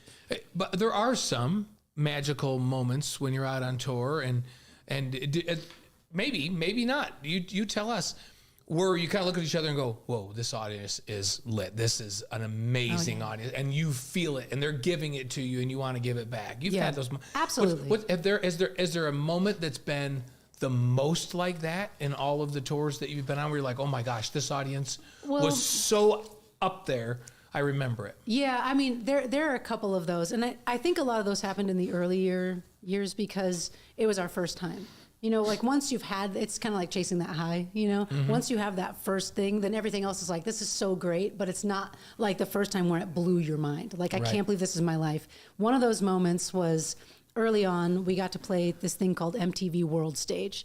And they do it in different locations around the world, and it's international bands. So there'll be like, you know, some bands from America, but then there was also like, so the year we played it, it was 30 Seconds to Mars and us and like this band from Indonesia, I think it was, called Pop Shove It or something like that. And then this K-pop band, you know, K-pop's a Yeah. huge thing. They played, and it was one of our first like big shows. And I remember taking the stage, and there were like thousands of people out there. And we'd been playing clubs opening for bands, and that was like our first like where we got treated the same as everybody else because they try to not have a headliner at that show. They try to have everything just be amazing, right? So we got production, we got pyro, we got Nice. cryo, we got like we got the, you know, the riser, the ego risers, and the catwalk or whatever. And so it was like we are playing a real show. That was one of those moments that was like, I'll never forget that feeling of like, oh, I can't believe this is my life. Do I get to do this for real? And we're in Malaysia. So that was doing in it? Malaysia that Yeah. you did this one. Wow. Yeah. It was So- really cool. Have you ever been in a song live and you find yourself playing a different song? No, but sometimes this worse than not thinking is thinking for me. Yeah. Because I basically have to unzip my brain, Right. and the hemispheres just go goop, and one side of it deals with what I'm doing with my body, and the other side deals with what I'm singing. Yeah. You know? So if I ever am singing and I think about what do I have to play next, my mind goes, no. And like it's just Well, plus, you know? Elaine, you're playing, which people that don't play drums don't understand that your hands and feet are doing different things. They are. And then You're using both hands and both feet. And then I'm sometimes singing in syncopated ways. And so I have to follow Tyler. I'm the backup singer, right? Right. So I have to follow Tyler. Sometimes he holds out something a little longer and it's not on the downbeat. So I'm playing this and then changing when I'm singing. So if it's- I think about it, it's just a nightmare. But let's just put it this way. She can chew gum and walk at the same time. Yeah, can. And she you can have probably to do and the hop. thing. She can hop. Is it where do you do this and pat your stomach or whatever? Yeah, Like, I'll pat my head so I don't mess right? up my hair, but yeah, Yeah, can it's do you this can one. do it. She can See, do that's a gift. Elaine It can do is. that. Because Yeah. not all of us can. A lot of us can do some things at the same time. Sure. Not all things. No, it's definitely a that's- gift. Yeah, That's it. a drummer has to be a multitasker, especially a drummer that also sings. So Absolutely. And I don't feel like it's something you can teach somebody who doesn't have a natural propensity to it. Right. You know what I mean? You can get better at it, but if you're fundamentally not good at it, I don't think it's the kind of thing you can get good at. Yeah. You Here's- can maybe do it, but this not is well. where like we talk about parallels with that. So Max was talking about when I came out, that was a tough throw because it was the easy throw. I couldn't think about it. I couldn't aim it. I just had to throw it. Absolutely. I just had to throw it. If he'd have thought about it, he might have held on to it just a half a second too Oh, long, yeah. and the ball dives, or Or it he takes off on you, twists or the right- right. yeah, you and, overthink and so it's anything. like quarterbacks that think about it don't usually play well. No, it's gotta be Quarterbacks that instinctual. feel it can do it. And you practice enough. That's the thing about practicing, because it's like Max couldn't do that as well as he can, but he played years and years of football and learned to feel it. Like he's got that innate talent, but then he honed it. Right. So like the same with drum playing and singing. I couldn't do it immediately, but I had the propensity towards it, and so with the more work, the better I am at it. Reps and you know? reps and reps Yeah, and reps, and absolutely. now don't think about it. Now just do it. Yeah, Right. exactly. It's unconscious. What's that? Phases of learning. It's unconscious. I can't remember. I'm going to think of this. You'll think of it later. Yeah, I'm going to think of it I'm on sorry the we bus. can't help you. I'm going to think of it on the bus. There's some things we can Unconscious help. competence. Oh, got you. Because yeah. it starts with unconscious incompetence. You don't know what you're supposed to do, and you can't do it. Yeah. And then you have conscious competence. So I can do it, but I have to You're think working about at it it, to yeah. do it. The ultimate is you want unconscious competence. You don't even have to think about it. You just do it because you're Yeah. so skilled at it and you've done it so many times. You don't think about it and you do it. And, Yes. and it's almost as if you start to think about it, it will mess it up. 100%. That's what it is. that's the phases of learning, and you to be at the level that you're at have to have unconscious competence. See, that Absolutely, yeah. establishes you as our coolest guest. Yes. Because a lot of folks don't have both of those. No, they do Both not. of those things. I mean, I'm sure all the sports people that you have on do. They have a lot they of wouldn't things. be where They they, do have a are lot if they of things. didn't, you know? Yeah, I'm sure when Danny Ainge steps up in a world championship game, He wasn't All-American in playing three for, playing sports. for the Celtics. So and he- he's got to make a free throw in the world championship game. He just does his routine. He probably doesn't even think about it. Oh, Yeah.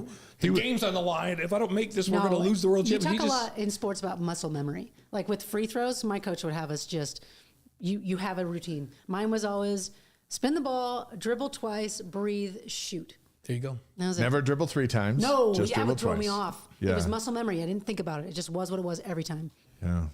We're so happy to have Elaine Bradley. It's like a double header of Elaine Bradley here on the Wise Guys, which we have never done before, by my the God, way. This is seriously? great. Thanks. So, see, though, I'm so grateful. You've just solidified yourself as the coolest guest. Now you're in the Hall of Fame. What other guest has stayed on while another guest came on and then Without finished an out? eye roll either. Without an No, eye roll, well, which I that was a thought was pleasure. awesome. And what other show have you ever been on where you've talked about the crazy varied topics that we've been able to touch I on? love it. Good. Which we It's love. It's That's right why we up- love It's the my show. wheelhouse. I love it. We love it too. We got 5 questions that Blaine's going to ask you. Before we do that, let's an insider secret. Share an Okay. insider secret. So you're on stage and the band's playing, and there's going to be a guitar solo. So somebody takes off on a guitar solo, and as we watch concerts, like with Keith Urban, he goes off and does his thing, but he's always looking back at the drummer.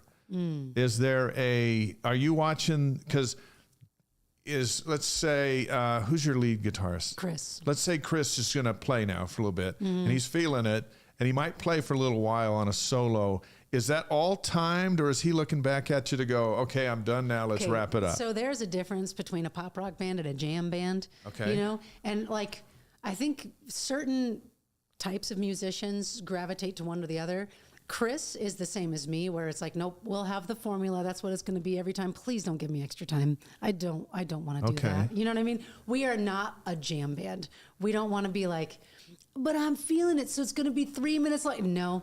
So Plus your we song have- isn't going to be 10 minutes longer No. while We you have start messing backing around. keys tracks because we don't have a keyboardist that plays with us Right. live. So we So you have a gotta bunch of stay keys on in our time. music. So yeah, it's like if you don't stick to that, Chris, that's on you. I'm changing. So he could mess up the whole thing. Absolutely. Wow. So I got to hold it down because if I screw up, everybody's done. But if I can hold it down, then it's So like who people are can you? recover. Who are you know? watching? Who are you watching while the three are doing their thing? I mean, I usually look at Tyler because I'm singing with him. Okay. So I got to figure out when, like, I will literally watch him to see when he's going to cut something off so I don't sing over. Okay. So if he cuts something off, I need to cut off. You know what I mean? And Because if he goes longer or shorter, I got to be with There's not a him. director or a conductor. Yeah. Right, And it's sometimes all on feel. he'll pick a different note. And so what I normally sing won't go. So I'll have to immediately cut out. So I'll be like, no, no, it's like I gotta be. So I usually am watching Tyler. Plus, I'm a lyrics person, so like I know where the songs are going based on what he's singing. So if he messes up, he's like the only person that can really mess me up because I'll be so into it and I'm not thinking about what I'm playing. I'm just thinking about like how much I like the song, and so I'm excited for this line coming up. And if he botches the line, I gotta really be like that. Like takes me out of it. I'm like, oh man, he just said the wrong line. He just said the second verse for the first verse. And I gotta think about what I'm doing, and so that kind of throws me off. All right. One other thing that I'm fascinated by rock stars. So Keith Urban was the Keith Urban night. He was at Stadium of Fire. Mm-hmm. And By the way, Keith Urban, a drum set comes up out of the floor, and he comes plays up the drums. and he plays the drums with the drum. Not as good as you, but he plays. No, but I was like, Sure. I was actually impressed He's that probably for as unbelievably accomplished as he is on the guitar, he actually wasn't bad on the drums. Yeah. It was like pretty impressive. So So they're playing Stadium of Fire, and I was emceeing, and so I was backstage, and I thought, well, I'm just going to watch these guys before I go out there and sit. was that Tim McGraw? No, it was Keith Urban Oh, when it he was was here when a couple Keith years was ago. there. Okay. And what I was it's the first time I'd been backstage like that, where I was just sitting on a chair watching them, and they were behind the speakers. Right, the speakers are out in front of the stage, blasting to everybody, and these guys are back here playing, talking to each other. Because it's quiet where they are, because they're not in front of the speakers. So they didn't have the side fills. They didn't have return monitors or They had their IFBs, in. Yeah. but it was the loudness is where the amplifiers take your voice and send it to a so football on stadium. stage, we usually have side fills because we like to feel it. Yeah. Because there's vibration that comes with that. So we'll usually have they call them side fills. It's the speakers pointing at the stage, so you can feel like the bass and like. But it's not going to kill the your energy. eardrums. Well, we have those in, so those act as both earplugs and like speakers. Or whatever, so you can have it as loud as you want so to, you but have it's soft on the your outside. monitors are in your ears then. Absolutely, but the feel of like a stage, you really can't replicate that. Yeah, Interesting. I was So we just usually watching go them for side communicate, and I thought that was fascinating because I Yeah. thought, They're like, "Hey, bud, 10 what's feet going out in on?" front, it is so loud Yeah. and numbing to the crowd. Are But you back emceeing here, this they're year? like, You're doing it this year, right? Yeah. Yeah. So he's emceeing his Journey this year. Journey this year. They're coming fun. back. Yeah. It's like a 40,000 sing along. Yeah. because everyone knows his stuff. Absolutely, and they're going to play it. Yeah. Oh yeah, they'll come back. They're not coming out with new material. No. They have that replacement singer, so Yeah, and he's super good. actually he's really very good. impeccable. Yeah. So I was just fascinated about bands, and when you buy a ticket and sit in the crowd, there's such a different thing happening with your group while you're doing That's it. why when people like you go, oh, let me watch side stage, you're like, please don't. Please don't, because the action and the magic is out front, Right. So if you watch side stage, you're getting some weird conglomeration of sounds, and it's like it makes us feel self-conscious. We're like, that's not how it sounds. Right. Don't watch it from there. But we get to see you. It's so human. cool. It's It so is cool. human when you sit on the side and you're like going, these are just four people who love doing what they do, and the mic and the amplifiers taking it to everybody. And when they're done, they're going to leave and go play somewhere else. Which is Well, what you've and done. listen, when Neon Trees plays locally again, I got to have you out to the show. Oh, yeah. I'll let you stand side stage. We'll for stand in one front and then we'll song. come back for the side. I would love it. You get one. Will the tour come to Utah? I would imagine. Yeah. Okay. I mean, it's our hometown. We so want in. We want to come for Absolutely. sure. So that would be awesome. This whole hour and a half experience has prepared you for these next 5 questions. Okay. Yeah. I No, you're look not. forward And you're to not it. even allowed to. These are not deep thought questions. Rapid First thing fire. that pops to your head. Great. Okay. So, favorite sports movie? Oh man, here's the thing. 2. Can I do 2? Yeah. Love and Basketball and Remember the Titans. Love and basketball. Oh, freaking A. This is a What? Spike Lee joint. It's Love so, and Basketball. Yes. I'm gonna have to Never watch even it. heard it. I'm gonna have Never to even watch heard it. of You it. haven't It's watched Spike Love Lee? and Basketball? Gotta watch it. First of all, I'm a basketball player, and it's about a girl basketball player who falls in love with a boy basketball player, and they're both trying to play in the pros. Because anyway, Sounds outstanding. It's great. Love and I'm gonna watch it. basketball. And then Remember the Titans. And Remember the Titans. Titans. It's a great popular film. one. Yeah. That's the I first can- Love and Basketball we've had all year. Nice, good, Good job. Yeah. So, Fire and Rain is the theme song in Remember the Titans, isn't it? No, Just yesterday morning. I don't know. They Isn't got a that in bunch of it? old. They It got a was, bunch of old school stuff. I mean, they do, yeah. Isn't that when Gary Bertier gets in the accident and they play? Is it the Fire and Rain song? I've Really? seen fire. I think it is. might be. I've seen rain. Okay. I just remember the blue now. Yeah. That's like when they're practicing. That's all old school. Such a great film. Anyway. So yeah, it is a great film. But I'm gonna Love and Basketball on my list. Love it. Favorite singer or band? Not named Neon And Trees. it can't be Neon Trees. Well, yeah. Because that's your favorite band. So we're going to take that It's right off the probably table. not, but like, Oh, we'll I love it, yeah. but no, it's probably not. I don't know. You know, that's a hard thing because it depends on my mood. And what's funny is I'm a moody person, so like I love expressing myself in music that's like, you know. But when I'm listening, it's often like more down tempo or like vibey music. So I don't know. I mean, right now, can I say right now? Yeah, right now. Like right now, I dig this band called Cannons.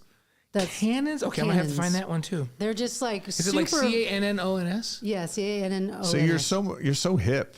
You know? I'm pretty hip. I mean, whatever. See, if I just need to just, chill, I might go listen to who? I don't know. So you're like, when you're just listening to music, you want chill music. Usually, chill or vibe. Chill or vibe. I mean, What's the difference between chill and vibe? well, sometimes chill is like, you know, like acoustic music, or like it doesn't do a lot of this. And vibe is like, it'll have like a cool bass line and Oh, yeah. you know, okay. but it's like, it's not like, So Cannons is vibe. Cannons is vibe. Cannons is It's like vibe. poppy vibe. Poppy vibe. I think you'll like it. When I'm going to chill, I trust go you. listen to Common Learning Kings a lot. if I'm going to just chill. Okay. It just gives me like... And I mentioned Elliott Smith before. He's one of my favorite like chill ones, but his lyrics are so not chill. They're so emotionally volatile that like it feels like hard listening, but it's easy listening, but it's not easy to listen to. And I love it. I love Okay. emotional All right. music. Okay. Okay, I'm going to check them both out. Okay. Okay, favorite breakfast cereal? Well, okay. So here's the thing: is I don't eat cereal for breakfast. So my favorite breakfast cereal would have to be my favorite snack cereal, which Okay, is yeah. more That's like fine. a midnight snack. So and for that- guys who eat it Golden 3 times a Grahams. day, it's Golden yeah. Grams? Golden Grams. Okay, that's a Grahams. sugary one. That's my point. It's a treat cereal. Yeah, so my favorite nourishing cereal. Danny Ainge comes on here and Treat he's like cereal. granola. Is he I'm like are you Fiber One? serious Danny right Ainge now? is all Shredded my wheat. Fiber Shredded One. wheat.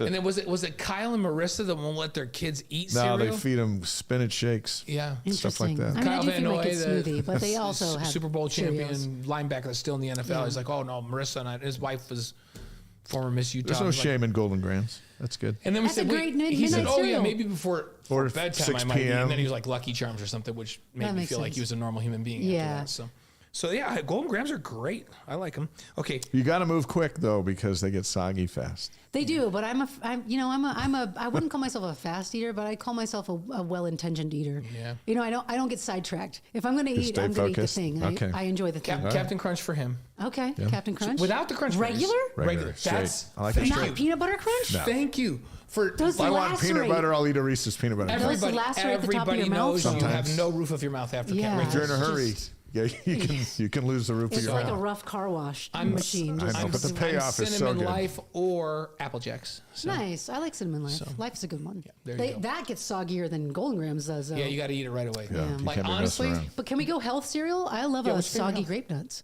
Soggy. Grape I nuts? used to With actually enough for sugar on breakfast- them, I like those. No, here's the thing. For breakfast, I used to do this: Grape nuts and sugar don't go with together. milk in the microwave, and then put bananas in it. It's like a hot cereal. It's delicious. it's like almost having like oatmeal. It is, but it's wheat, so it's kind of like Okay, I could try that one. cream of wheat, but tastes better I'm because kind cream of of on a wheat. health No, food cream kick of right wheat. now, but I did have Not gonna happen. I had Cinnamon Life before I came to the show. Nice. Okay, so favorite drummer of all time.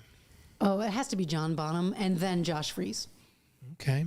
So John Bonham was who I grew up on, and then Josh Freese, he drums for like almost everybody, but the band that he was in that I was like, that is drumming, was A Perfect Circle, which is Maynard from Tool's side project with James Iha used to be in it and Billy Howardale. Anyway, A Perfect Circle.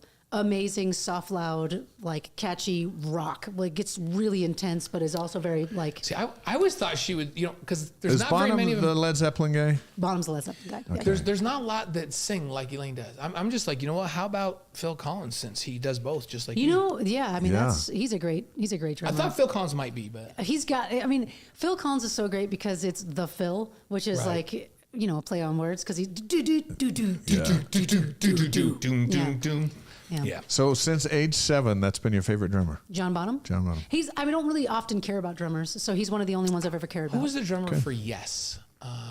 I don't know, but that's a tight drummer right there. Yeah, I'm trying to remember. And 'Cause the I remember Rush's drummer There's is pretty Rush's good. drummer. Yeah, I know, but it's like I don't care about that stuff, man. That just gets too busy. And He's it's got like 5,000 things He's to an do. impressive you can't drummer. Beat John Bonham. No, but he's an impressive drummer. But stylistically, I'm like, ugh. You know what I mean? Okay. Whereas John Bonham plays like. He's simple when he needs to be. He's tasteful. Simple when he needs to be simple. Does clever stuff and then goes right back. He supports the song. I like drummers that support the song and then flair when they can. Nice. You know? Yeah. Okay. That I love makes that. perfect sense. Okay, and then this question 5, your favorite BYU memory. Oh man. That's a good question. I don't think I've ever thought of that. Let me take a moment. Well, let me just overall say that I really enjoyed my time at BYU. I did. A lot of people like to complain about things about BYU, like the rules and whatever other stuffy things, and those are valid. But I was of the mind of like, I'm so grateful to be at a university that is like a good university that's affordable, where I have people that I enjoy hanging out with, and I had great professors, and so I had a great time at BYU. Yeah. But my favorite BYU memory probably is when my old band, so my college band with Bryce Taylor, Elder Bryce Taylor, Elder Taylor. It's called the. Another Statistic is Another what it was Statistic, called, that's right. and now we have another iteration, same people, same band called Noble Bodies, and we actually put out music currently. But Oh, wow. yeah. So now it's you're my in 2 Where can- bands. where You can didn't we tell hear us you were in Noble 3. Bodies? You're in 3 bands. I also sing in a pop band called Kissed Out with Bryce Taylor and my other friend Eric Robertson. Anyway, so I have 3 You're in bands. 3 bands. Yeah. That just took you up another notch. Watch out, guys. You came in here with 3 bands. Like I said, I have passion things, so if I don't write in neon trees, then I'm still doing it other places. So I'm never like complacent about the music thing. I just want to come when you guys are practicing. Sit in. All right, there you go. Okay, Kissed Out, Noble Bodies. Yeah. Where am I finding those? iTunes, whatever, Okay. like Spotify, whatever platform you listen to music Are on. they on Apple Music? Yeah. Okay, mhm. fine. And everyone, we encourage you to do that. Kissed Out, Noble Bodies. Anyway, but favorite BYU memory is another statistic at the time, now Noble Bodies. We got asked, because I was a student there. Fun fact, Neon Trees, I'm the only one who ever graduated from BYU from Neon Trees. What? Really? Brandon went and never graduated. Brandon, well, next time he's And on, then we're going to talk about that's that. Tyler's never been to college, and Chris went to massage school. Wow. There you go. So I'm the only congratulations. BYU See, grad. that's Yeah. awesome. Did we discuss how I graduated at the top of my class? Did we discuss No, that? but that What? was our next question. No, Did you was graduate it? from the top of your That's class? your favorite BYU memory. You were That's- number 1? No, that is a good memory though, because I didn't know. They didn't tell me. It was the the College of Health Sciences or whatever. I graduated in public health, and I went on a tour with another statistic right when the semester ended. And my friend, she's now married to Curtis Brown, who was a BYU. Kim? He was on our show. Yeah, Kim. We did Kim was your friend? Yeah, she still is my friend. Yes. Well, we not did- was. Yeah, we did public. She's not dead. CB and Kim are like our kids. Cute. Curtis and my son Callan roomed together and played football together. Oh, I love that. And so we've known Curtis since he came, and then we've known Kim since they met. I love that. So she was in public health classes with me because we both did public health. So you were at graduated BYU the same time. with Max Hall Curtis Brown and Curtis Brown. CB, the Two of the all-time best leading rusher players in that BYU have ever history when he played. Oh left. yeah, he was an excitement. Yeah. Absolutely. Anyway, so Kim texts me. I'm actually in a movie theater in Columbus, Ohio, watching the Bourne movie, and Which was a good one. Bourne Ultimatum. Yeah. It was good. Oh, okay. And Kim texts me, "Hey, where are you?" And I was like, "What do you mean? I'm in a movie theater in Columbus." And she's like, "You're not coming?" And I was like, "What are you talking about?" She's like, "There's a seat on the stand for you at graduation." And I was like, "What do you mean?" And she was like, "You're the valedictorian." I was like, "What are you talking about?" No way. I get home from the tour, and there's a letter that's like, "Congratulations, you're the valedictorian." And I was like, that would have been nice to know. Not that I would have stayed home, but like, it's just so funny how that was revealed So to me. doesn't the valedictorian usually speak? No, I mean, I feel like it was. They would just honor you. It was just. Yeah. So at it was least- not like of all of BYU. It was the College of Science, whatever. So when you called your parents and said, "Hey, by the way, I'm number 1 in I my graduated class," number 1 in my class. were they like, "What?" Or they were like, "Well, of course you were." No, they were. You know what? They're hard to impress. They didn't get impressed until they started hearing Neon Trees songs on the radio, and now they can't shut up about it. Really? Yeah, they're these people. They're all right? in. They're these people. They go in, and it's like, "Welcome to Applebee's." They're like, "Have you ever heard of Neon Trees?" But you know It's what? like she's the hostess. You're going to interact with her for maybe 10 seconds. Can you please not Yeah, maybe ask you her have about to. Neon Trees, Mom and Dad? You But have guess to. what? If your mom and dad didn't do that, it wouldn't be right. Wouldn't be right. I they mean, gotta they- be You in. have to. You have They to gotta be in. love. It's cute. It's endearing, but like when I'm around, it's also mortifying. It's like I know, you guys, they it don't can be care. embarrassing, but your folks love you so much. They're proud of you. You guys just got to let him do it. Yeah, I mean, I let Just him do gotta let it. him do it. I razz him about it every time, but I let him do My it. mom said that she listened to our doubleheader the other day, and I'm like, why? Oh, that's I didn't even cute. listen to our doubleheader. But you did It was it. 7 hours. Oh, that's but she's cute. the parents are they, you know, they put up with so much from us when we're younger that it's awesome to be able to see them enjoy Yeah, who we've us become. as we've gotten older. Yeah. Yeah, and hopefully Yeah. we thank them, which I do. Yeah. I love Give my them that. parents. Yeah. My parents are great. Yep. awesome. Absolutely. Did we ever get to the memory? The opposite is they never No. talk. The opposite is they would never, that they don't care enough to brag about you and Oh, talk about you. absolutely. Or they Which don't- would be horrifying. They never listen. They never call. They never watch. Whatever. Yeah. No. So I guess that would be my favorite non-BYU memory is missing my graduation. There and you getting go. a Right. text. That's a classic, by the way. Right. But the other one was we got asked to play, because I was a student there, we got asked to play some freshman orientation. Oh. And can I just describe Noble Bodies, then another statistic, but now Noble Bodies. If you want to know what that was like, go listen to us and you'll see why we should not have been asked to play that. It's like soft, loud, melodic rock. So there's like some screaming. There's like, I scream in it, Bryce screams in it. We switch sometimes. I play the guitar, Like he a plays the startling drums. scream? Yeah. Like Kurt, like we Kurt sing Cobain- about. Cobain So we scream? call it music for your existential crisis because we always just talk about like God and life and the difficulties and Yeah. the good and the beauty and whatever. It's like really deep lyrics, but it's like also very like and also sometimes poppy and cute. And so it's like we're all over the place, right? gotta go Check hear it this. So out. was this at the Wilkinson Center? So this was at the field house. Okay. They had all the freshmen pile in. Nice. And they kept telling us to turn down. And I'm like, I'm playing the drums. you don't turn can't the turn them drums down. down. You can There's turn no down the guitar volume. and the bass, but like then you won't be able to hear them. And then all you'll hear is drums. And that's, I think, worse Yeah. than any kind of loud band. Anyway, so it was just an awkward 30 minutes or so of us being told to be quiet and us not being at all quiet. And did you nail it? We did. Awesome. People loved us. That's great. That's Did you guys play back in the day at Club Velour? Oh yeah, Yeah. absolutely. I Yeah, that's remember actually how I met the guys in Neon Trees. Is Oh. because that band played with the other iteration, the early 2005 Neon Trees, and we kind of like sniffed each other out. And we're like, we're serious. Club Velour was like a lot of good bands were coming through back in the day. There, it was really fun. It was a great Oh, place. yeah, it was I mean, excellent. they may be now. Maybe I'm just too old and don't go anymore. I don't know. Yeah, I know. 4 seasons of Grace Notes on BYU TV Absolutely. app. Where's season 5 at? I don't know. Grace Notes is one of those jobs that it's actually my favorite jobs. No offense to Neon Trees, but Grace Notes is my favorite job. And you're good at it.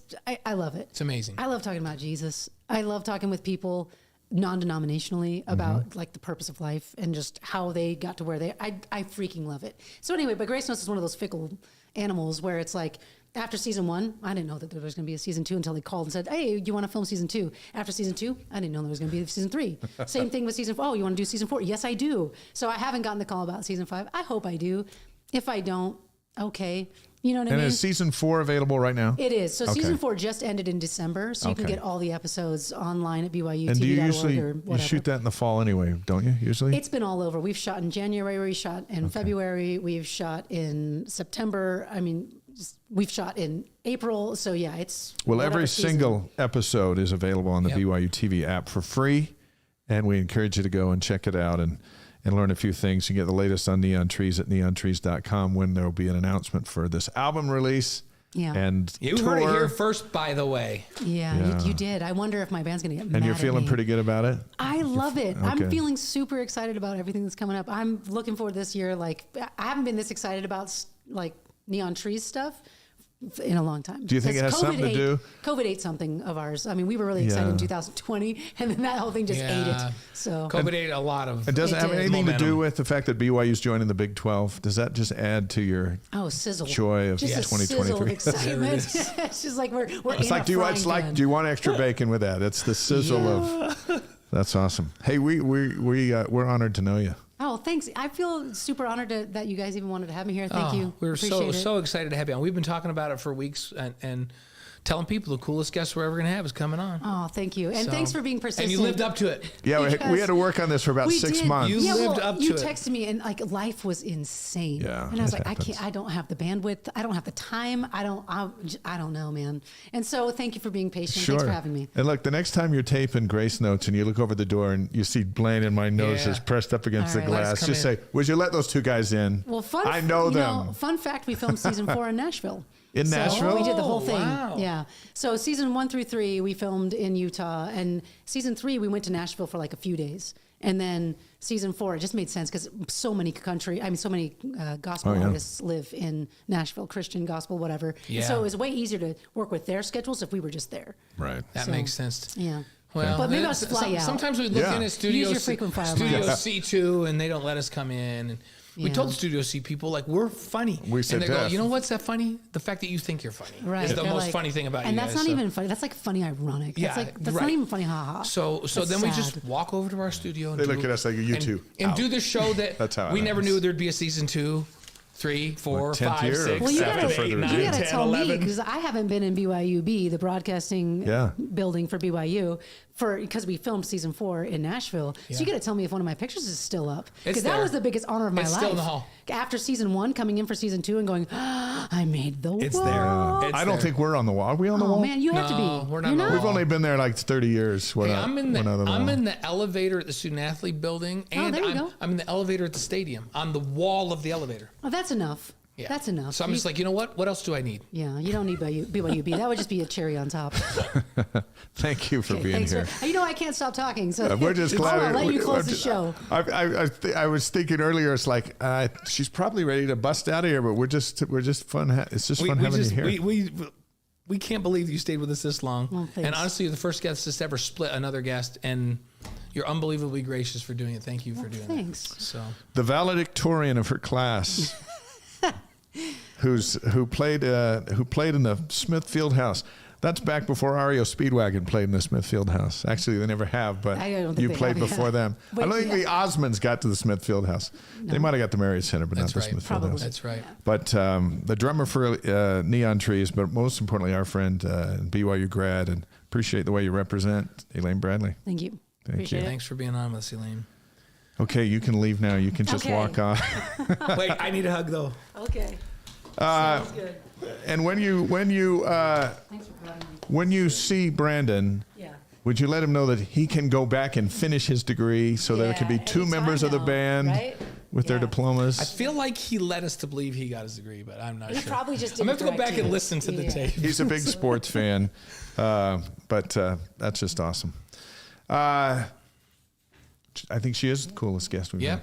she lived up to the billing. Wow, and that's not easy to do. And you know, all of our guests would concede, which is cool. When next time Danny Ainge is on, he's going to say, "You know what? Oh yeah, Yeah, the she drummer was the is cooler coolest. than I Yeah, am." that's cool. I made 3 pointers, but I didn't make records. There's a few headlines we want to go over in our last couple of minutes because there's actually a lot going on campus. Volleyball is up to number 7 in the country. They are 10-0 at the Fieldhouse, and they got USC Thursday and Friday night on BYU TV at 7 o'clock Mountain Time. That's right. Hey, softball, a record update. Utah Tech Monday. Violet Zavodanic out with a concussion. You know, Zavodnik. It's Zavodnik. Because it looks different on there. They got to Yeah. get her back. She didn't play yesterday, but they're hoping to have her back for the LSU series Yeah. this week. And did you write that? You wrote that Haley Morrow story at. Oh, yeah, that turned out pretty good. Yeah. I did. Deseret.com. She was 12 years old when Gordon Eakin Yeah. offered her a scholarship. 12 years old in Vegas. Yeah. And then she grew up and developed into this spectacular volleyball player like they thought that they had seen in camps at 12. Right. Then she got here and they switched her from second base to catcher because the 3 catchers got hurt. Her journey at Deseret.com. Yeah, it's a really worth cool reading. story. She's Yeah. just fantastic. Yeah. Baseball. I'm just looking. I'm just checking I'm checking a score here real quick since we're on Because they're live playing at here. UVU today, right? Yeah, and they're up 7-4 in the 5th inning. They've beaten UVU 14 straight times. Yeah. Trying to get to 15 tonight. Went 1-2 against St. Mary's. Turned a triple play in the game on Saturday. Yeah. And it was the weirdest triple play. It was a bunt, runners at first and second, bunts back to the pitcher, and he bobbles it but catches it. Then he turns around and he throws it in the dirt to second base. He scoops it out there. And then the second baseman throws it to the first baseman, who also has to scoop it out of the dirt. Right. It was the ugliest, glorious, most unique triple play. And I was like, well, 1, 2, 3. That's a triple play. That just happened. Yeah, but it wasn't what you would expect. It's this beautiful, not this work of art thing. Not where the ball gets hit hard to third base, tags the bag, throws it to second, throws it to first. Yeah, that you see on Sports Center. It wasn't that. They're at Gonzaga Thursday through Saturday. Right, and you mentioned Michael Rucker is on the roster for the Cubs again. 40-man. In the Bigs again on the 40-man roster. I texted him today and said we would be following him on Wise Guys. He said thank you. Opening day for the Cubs is Thursday against the Brewers at Wrigley. That's our only Cub we've had on the show. Man, and Wrigley's such a great place. So we'll be watching for him coming out of the bullpen. We'll follow and give you Michael Rucker updates. So fun when we had Michael on the show. Women's gymnastics, they're in Los Angeles. They got a play-in meet in the LA Regional of the NCAA tournament tomorrow against Boise State. BYU's number 33. The winner advances to face number 4 UCLA, number 14 Missouri, and number 20 Stanford on Thursday. Yeah. That's tough sledding. But we wish them the best of luck for tomorrow. So men's golf, the Cougars compete in the Goodwin at Stanford Thursday through Saturday this week. Hopefully women's golf better over there than here. They're over in Maui playing golf, the women. And Carrie Roberts, head coach, going to join us next week as they get ready to host the BYU Intercollegiate over at Riverside Country Club. Riverside was open last week. Yeah. But as long as I keep seeing that red dot on my Alexa and it's gonna have winter storm watch, we'll be closed. Yeah. So yeah, we got to get rid of this hopefully winter. by next week. Women's hoops, BYU signee Kaylee Woolston was named Utah's Ms. Basketball by the Deseret News. So she's good, and she just keeps winning awards. This recruiting class, phenomenal. So our Final Four selections are all out. Yeah, everyone. So we missed them all. The actual Final Four: San Diego State, Florida Atlantic, Miami, and UConn. Who do you like? San Diego State. It's like, hey, shout out to Brian Dutcher and Matt Soria and Mark Fisher and David Velasquez and J.D. Pollock and now in our friend Sam Scholl. Like, we know all those guys. Yeah. They're like that whole staff are good friends of BYU, good friends of ours, and we're wishing them. We got a rooting interest. Absolutely, the Aztecs in this one.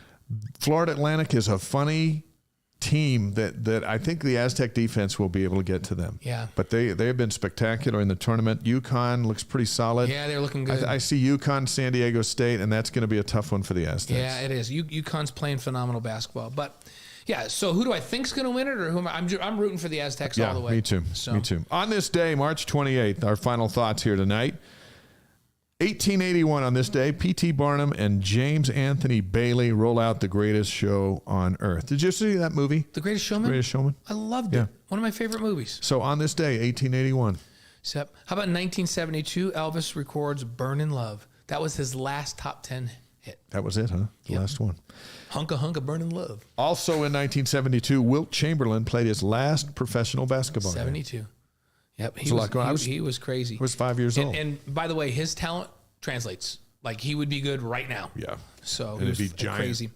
In 2017, the world's largest dinosaur footprint was found in Kimberley, Western Australia. It was 5 feet 6.9 inches. Have you ever asked yourself what's going on in Australia? There's more bizarre animal things in Australia. Yeah. Was Australia part of another continent before? Or has it always been way down there? I don't know.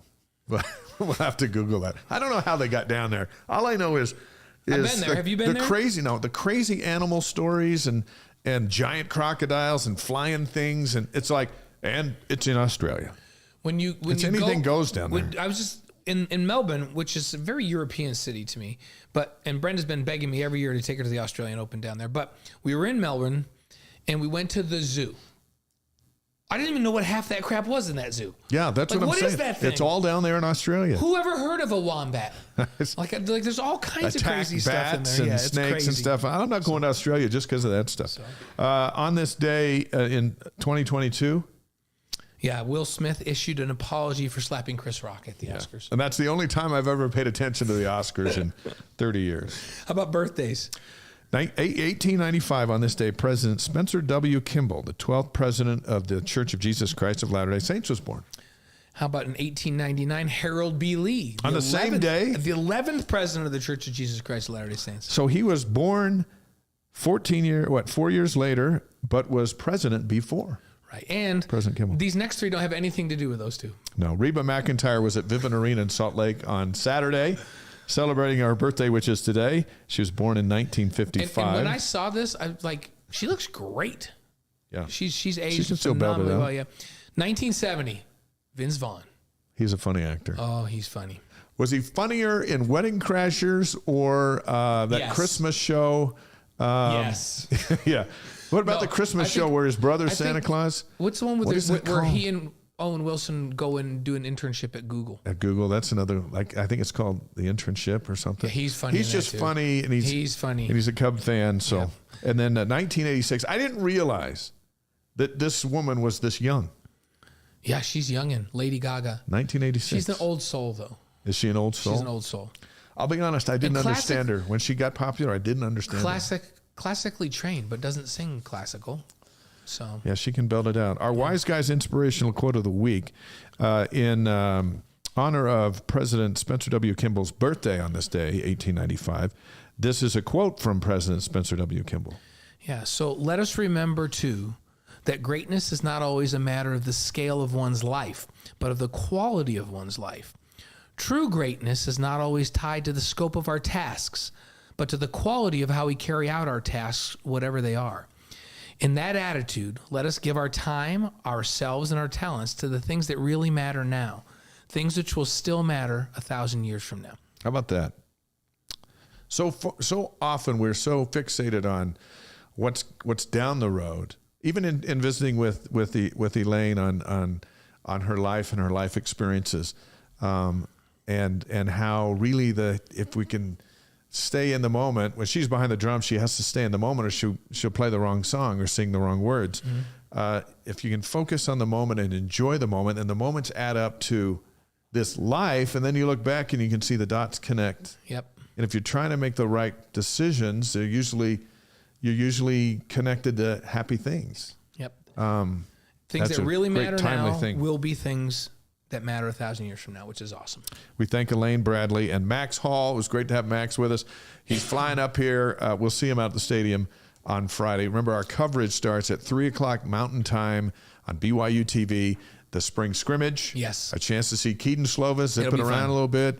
A chance to just see football on BYU TV. In Lavelle Edwards Stadium. In the stadium. If they get those lines painted Yep. between now and then. And then the alumni game right Alumni game at 5 Mountain, 7 Eastern Time. And then next week we'll recap it. And Yep. women's golf coach Carrie Roberts will join us as well. We'll get the hero of the alumni game after. It'll be awesome. to hang with us too. Podcast is up tomorrow. Share it with your friends. It might be our best podcast ever. And before we go, we want to give a shout out to these bobbleheads. Yes.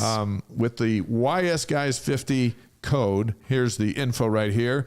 Our friends from the BYU store giving 50% off the Cosmo bobbleheads for football, soccer, basketball, volleyball, baseball, and then there's the Elvis Cosmo. You can get them for like $10. Use the YS Guys 50 promo code and order them up, and there'll be great gifts for the kids right here. See these guys? Yep.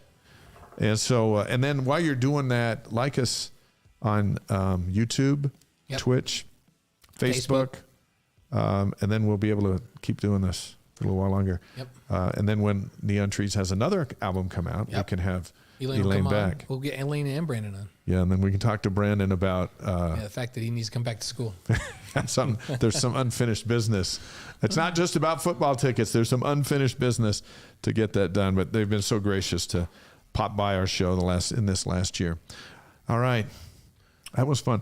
I'm not exactly sure what we talked about, but it was fun the whole all time. kinds of fun stuff.